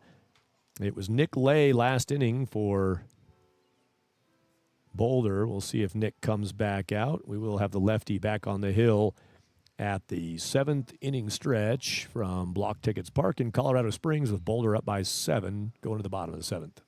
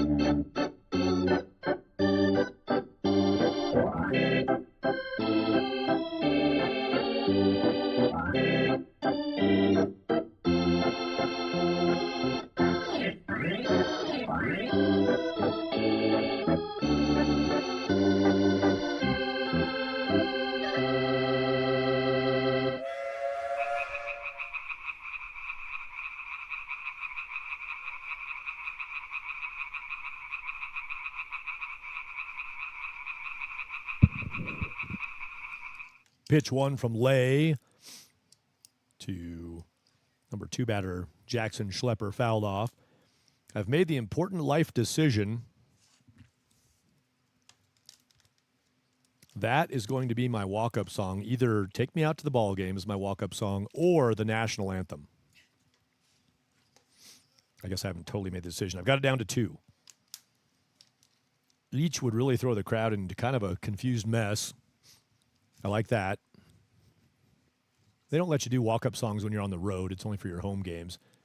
Maybe I'd pay the music person on the road a bunch of money to walk up to either Take Me Out to the Ball Game or the national anthem and just really mess up the crowd that I'm on the road against.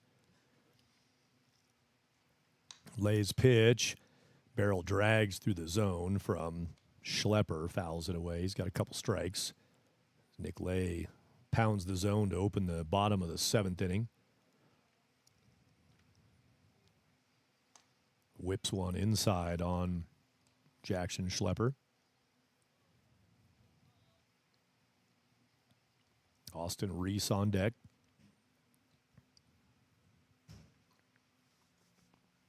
Lay again. Schlepper wastes one outside edge of the zone. Finds a way to scoop that out of the late stages of its delivery. Out of play to the right side. 0-2.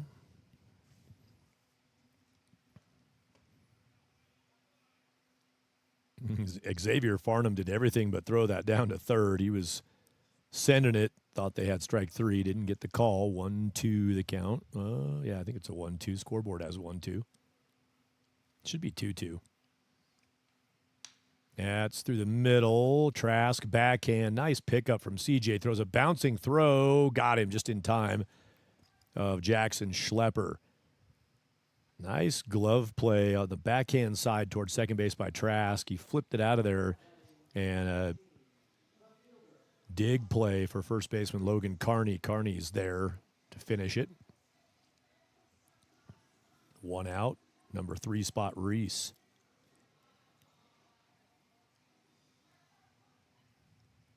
For Nick Lay, this is his 8th appearance on the year, all in relief. 11 previous innings pitched. As Nick came in and got 1 out in the 6th, now working his first full frame is his plan, full frame here. Nick Lay, 11 innings pitched before today. Again, now his 8th appearance of the year. 8 hits, 8 runs, 7 of those earned. 16 walks, 16 strikeouts in his 11 frames. For Nick, the ERA at 5.72 earned run average. Reese on 1-1 chops it to third, trying to beat this throw down, can't do it. Jackson Bryant makes the play. 2 out, 2 ground balls, and Jansen Roberts will hit. Roberts picks up the mask of Xavier Farnham.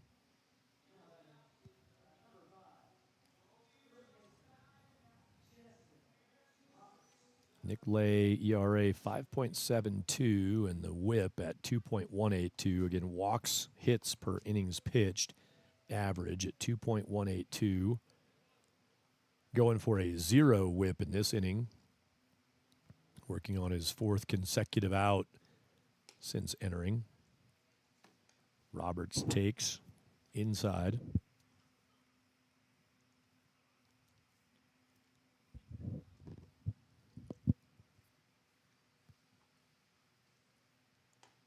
Lefty on lefty, tough with the breaking ball there. The slider rips away from Roberts, watches it for a strike. Looked like a slider. I don't know. Not sure how his changeup shapes, but that thing's got a lot of bend to it.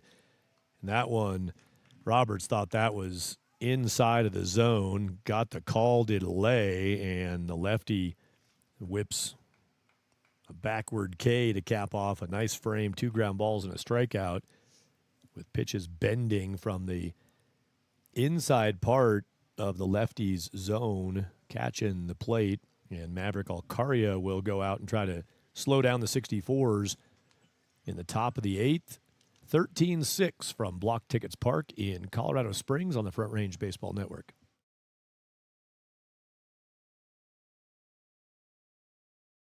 Tonight's game is brought to you by Can of Whoop. We all want to dominate. We all have those moments when we just can't find that next gear. When you can't find that next gear, try Can of Whoop. Pop the top and pour it on. Can of Whoop.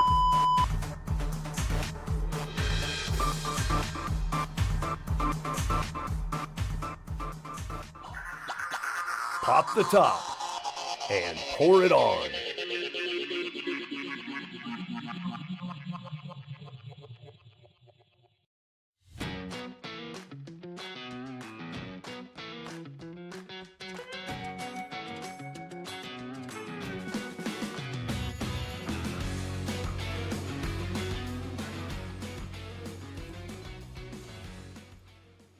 Xavier Farnham, pitch 1 from Maverick Alcaria, bounces away from Louis De La Cueva. Air traffic control calling out full traffic down both foul lines of Blocktickets Park. Both bullpens in the pattern now. Miracle's right-hander up. And the 64's lefty is up. Farnham shoots one foul on the third base side. Breck Benedict, the lefty for the 64's, warming with a 13-6 lead and 2 more defensive innings to play for Boulder. Unless they can hang up a 3 spot here, then it would be a chance to close it in the bottom of the 8th. Alcaria misses down, 3-1 count. I can tell you for sure that Jacob Watley is catching in the pen for the 64's because his back is to us, number showing. Try to get an ID on the righty, and Farnham takes ball 4. He's going to hustle around 1. Good ball there from Xavier. Loose ball, and he's considering potential chance to turn and go 2. He'll pull up on a walk at first base, and the pinch hitter for Ethan Fillinger, Jack Gardner, will take this AB in the number 7 spot for the left fielder Ethan Fillinger. It's Jack Gardner.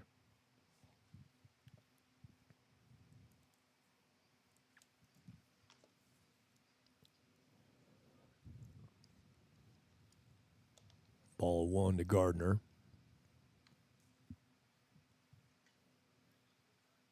Yeah, bullpen being asked to speed it up.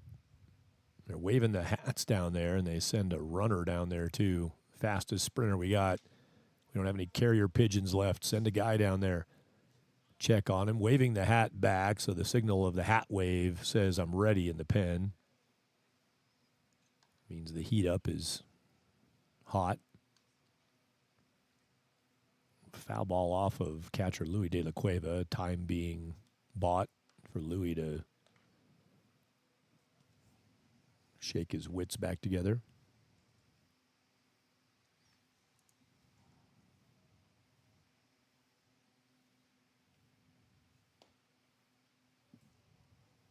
That ball brought to you by Rocky Mountain Oysters.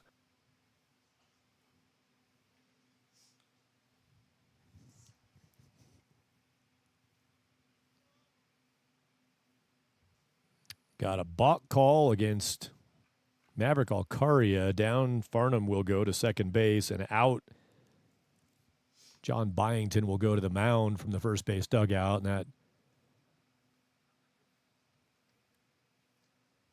well, he's not going to Maverick. He's going to ask about the balk call, I guess. Probably buying a little more time for the bullpen, too.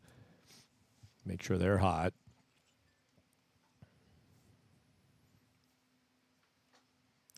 Let's guess which direction John Byington's going to go from here. Will he keep heading in his moundward path? Nope. He's going to 180 it and head away.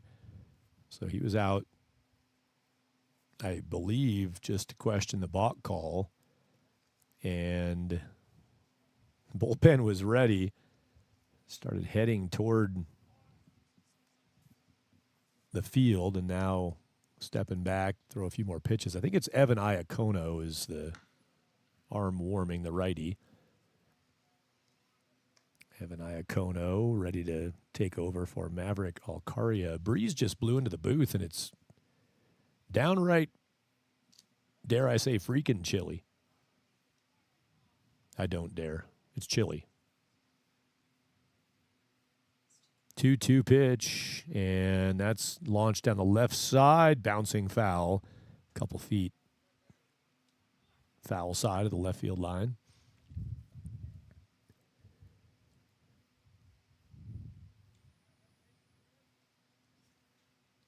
Again, a doubleheader tomorrow night in Greeley for the Western Nebraska Pioneers and Greeley Grays. 2 games, 4 o'clock and about 6 o'clock Mountain Time. Liner towards short, diving is Schlepper. He can't get there. Ball into left. Here comes a throw from left field. Runner's going to be held. Big turn at first, and Nicholas Brainerd, the third baseman, thought about firing back over to Roberts at 1 to try to backside the big turn of Jack Gardner, who's got a single through the left side. Over to third goes Xavier Farnham.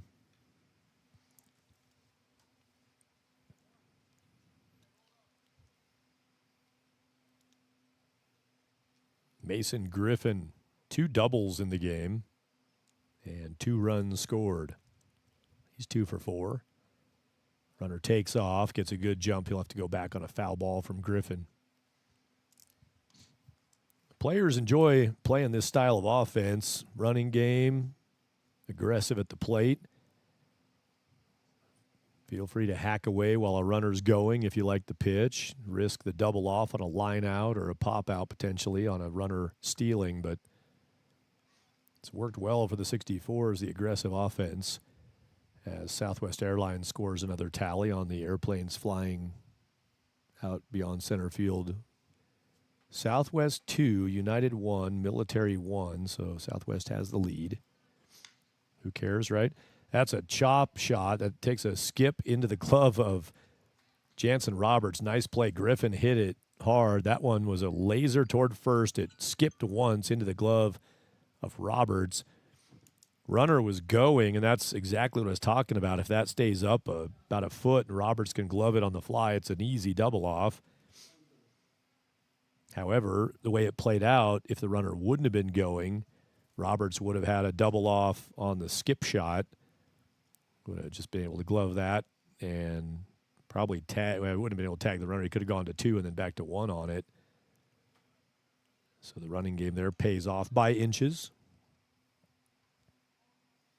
Another 3 unassisted for Jansen Roberts, who might have a record for unassisted action over at first base tonight. A hit by pitch to Adam Moser. Moser was intentionally walked last inning. Now he's drilled. 1 out, and the base is full for the 64's. And here's the threat I was talking about. Here comes the mound visit. Should be a pitching change now. I think Evan Iacono is going to be the next guy up. With C.J. Trask, top of the order, the 3 runners on. If they come around, then the 64's have put the run rule in play. This is what I was talking about with the 64's.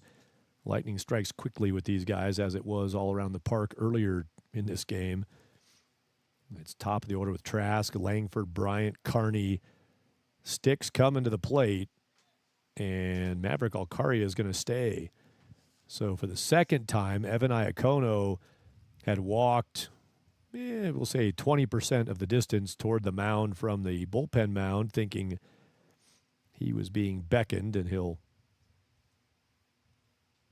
once again retreat and reassume the mound in the bullpen. Alcaria carries on with these 2 teams meeting tomorrow in Boulder. John Byington also having to work on managing arms for tomorrow night, back-to-back games with the 64's.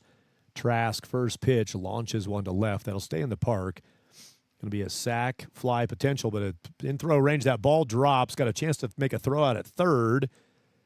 Runner will be out at third base. So the fly ball to left with a little wind blowing, it bangs off the glove in left field of Austin Reese. He recovers and throws out. The runner going to third. But the run scores, making it 14-6 as Xavier Farnham comes home. Austin Reese was readying for a tag-up challenge play, runner versus arm from left field, and just didn't get to the end of the catch. But for the Miracles, their fortune is that they still get an out somewhere on that. Trask reaches on E7. He's at first. Charlie Langford batting. The 2 runners aboard would put the lead at 10 and make it an even proposition toward the run rule. Runners take off, and no throw from De La Cueva, double steal.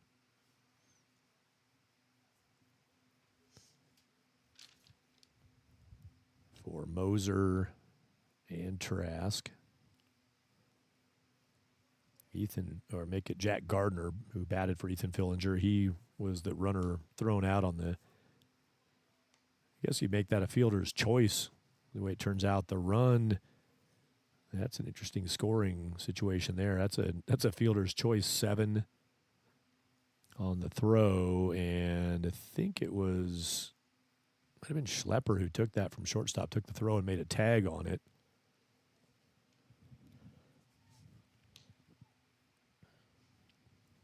Two count to Langford. Maverick Alcaria trying to work his way through. Talked about Maverick up in the booth the other night during the rain delay, asking about finding his way into the broadcast profession. He's a big social media dude. Big TikTok user and contributor. As I have pointed out, Maverick an influencer, and I'm an unfluencer. Whatever I do, people don't. 3-2 pitch, 2 away. Load them back up, and the hottest bat of the season for the 64's will have the chance to put it on a run rule brink here.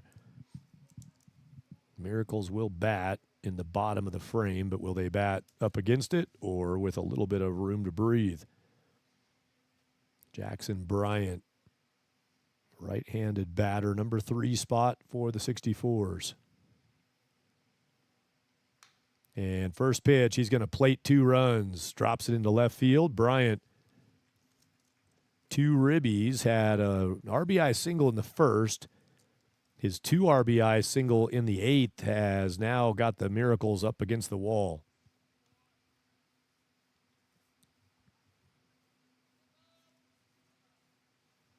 Moser and Trask scoring. Langford to second base. 16-6. Miracles have hung in here nicely tonight, as they had in the previous 2 games, with the 64's losing by 2 runs and 3 runs to one of the most talented rosters in the Front Range League. Giving up 7 runs in the 7th and the 8th combined, 4 in the 7th and 3, and still going here in the 8th. Runner takes off from second, fouled off. Langford on the move with his trail runner Bryant going also. It was 9-6 after 6 innings. Miracles right there. They opened the 7th with a line out, 1 away, but then the next 4 guys who came up to the plate ended up scoring. Runners again take off.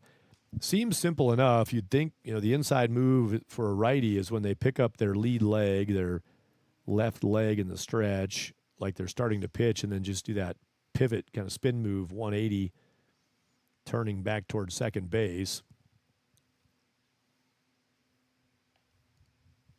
It's not that easy, but Miracles, if a guy can do it, make it look like the start of a pitching motion, would probably have a pretty good shot at getting out of the inning. He does it there, but Langford was ready for it. He could hear me from up here.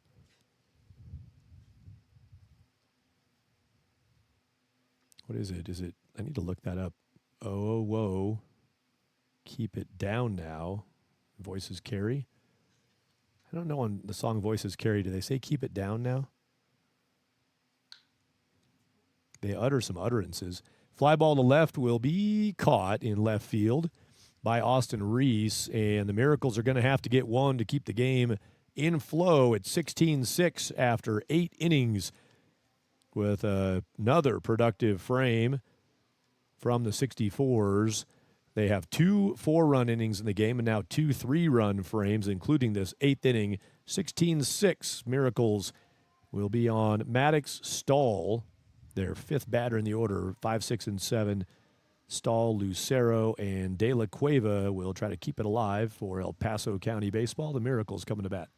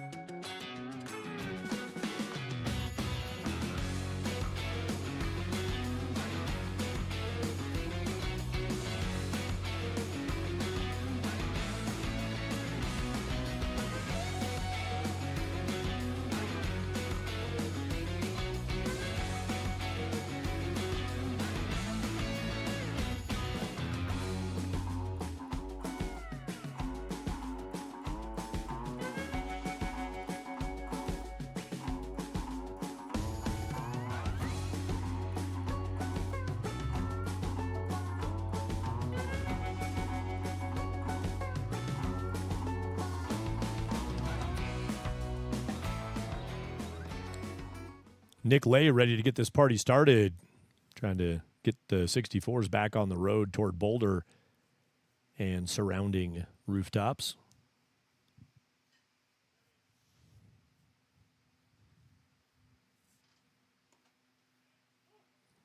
Down part of the zone, finds it. 2 strikes to Maddox Stahl. Maddox, a home run in the first inning, 2-run shot. Walked and scored in the 6th inning, 2 runs plated by Stahl. He's going to foul that into the bullpen of the Miracles.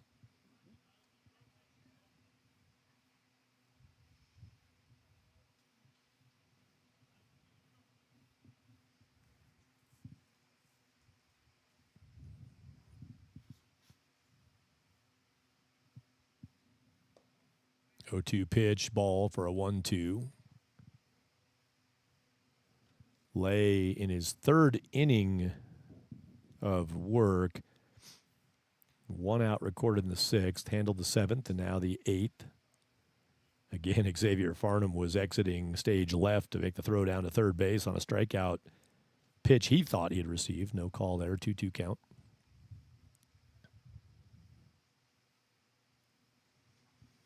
Boulder 64's 20 wins and 7 losses on the year, trying to get to 21-7. That would give them a 750 win percentage. That's lights out. And a win tonight would put them 3.5 games behind the Fort Collins Foxes and give them a 1-game cushion over the Western Nebraska Pioneers. Lay's pitch is rolled and a single through the right side. On goes Maddox Stahl with Jeremiah Lucero now up. So with the Pioneers playing 2 games tomorrow in Greeley and sitting half a game behind Boulder, Boulder has a game with the Miracles tomorrow night, but if the Pioneers can sweep that DH tomorrow, they're going to keep things tight, sitting a half game back, assuming this ball is going to bounce loose from Farnham and down to second base goes Stahl. That race in the second slot is the hottest one going. The Pueblo Spradley Collegians are 9 games behind the Foxes, and they're 4.5 games behind the next closest team, the Pioneers, for the 4th and final spot in the playoff mathematics for August 2nd and August 3rd in Fort Collins at City Park. Lucero to a 1-1 count.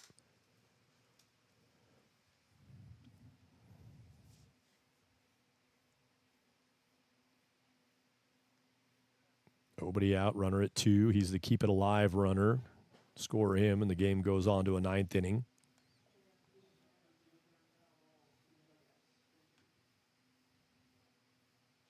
One, 2. Lucero's job right here is to move Stahl along somehow. Keeps himself at the plate with nobody out.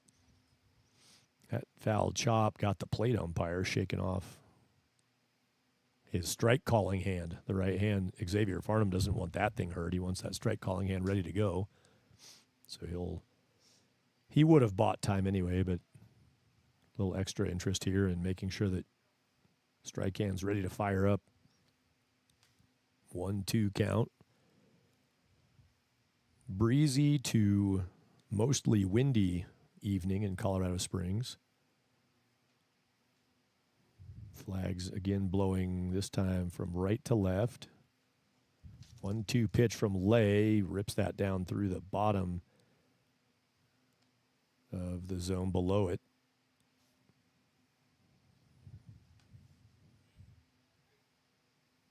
And it's 2-2.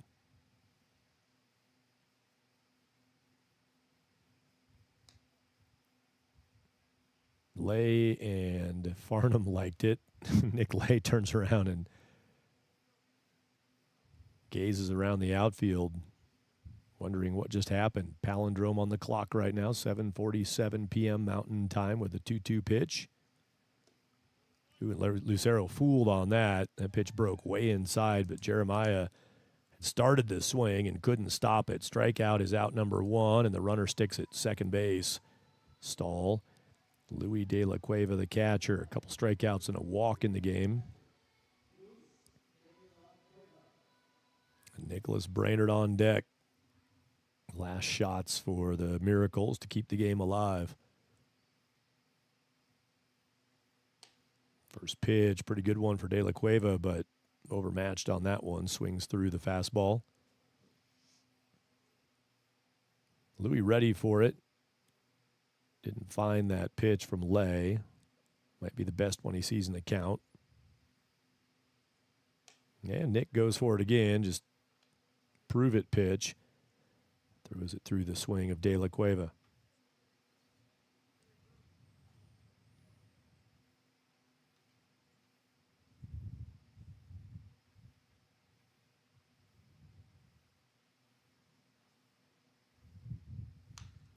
Comes with it again. Ground ball to short. Picked up by Robinette. 6-3 is the putout.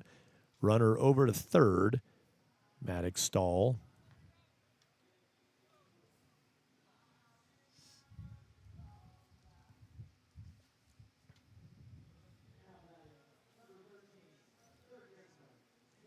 The final shot here falls to Nicholas Brainerd with the game extending runner 90 feet away. Stahl with a single to lead off the inning. Wild pitch to second. Just moved up on De La Cueva's shortstop ground ball out. Strike one, outer edge to Brainerd. 2 for 3 on the night, Nicholas. 2 singles. RBI with his 6th inning single. If he can do it in the 8th, he'll keep us going. Or Lay can close it right here after a good start from Jensen Planansky. Worked into the 6th, went 5 2/3. Boulder looking to move to 3-0 on the season in the series with the Miracles. Lay gets a tapper back to pitcher. Nick picks it up. Skips a throw on the line in front of the first base bag that Logan Carney smiles about after he picks it out of the dirt.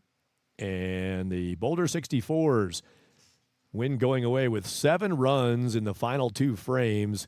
They go from a 9-6 lead to a 16-6 win. I'll update the standings on the Front Range League standings board at frontrange.league.com. It's frontrange.league.com, the website. Click on standings. You'll see the updated numbers there in just a moment when the Boulder win goes in the books. The only game in the league tonight. 64's on the road at the Miracles win 16-6 in an 8-inning run rule. These 2 teams head to Boulder tomorrow night for a 6:05 p.m. Mountain Time start on the Front Range Baseball Network from Scott Carpenter Park. 64's hosting Miracles in a back-to-back home-and-home scheduling sequence for these 2. Boulder keeps the chase on against the Foxes in first place and trying to fend off the Pioneers who are running tight up against the Boulder 64's. 16-6 is the final score from Colorado Springs. First game up tomorrow on the Front Range Baseball Network is Fort Collins Foxes at Diamond Club, an 11 a.m. Mountain Time start from Arvada on the network. Talk to you then for more Front Range League baseball. Until tomorrow morning, it's a 16-6 win for the 64's. So long from Colorado Springs.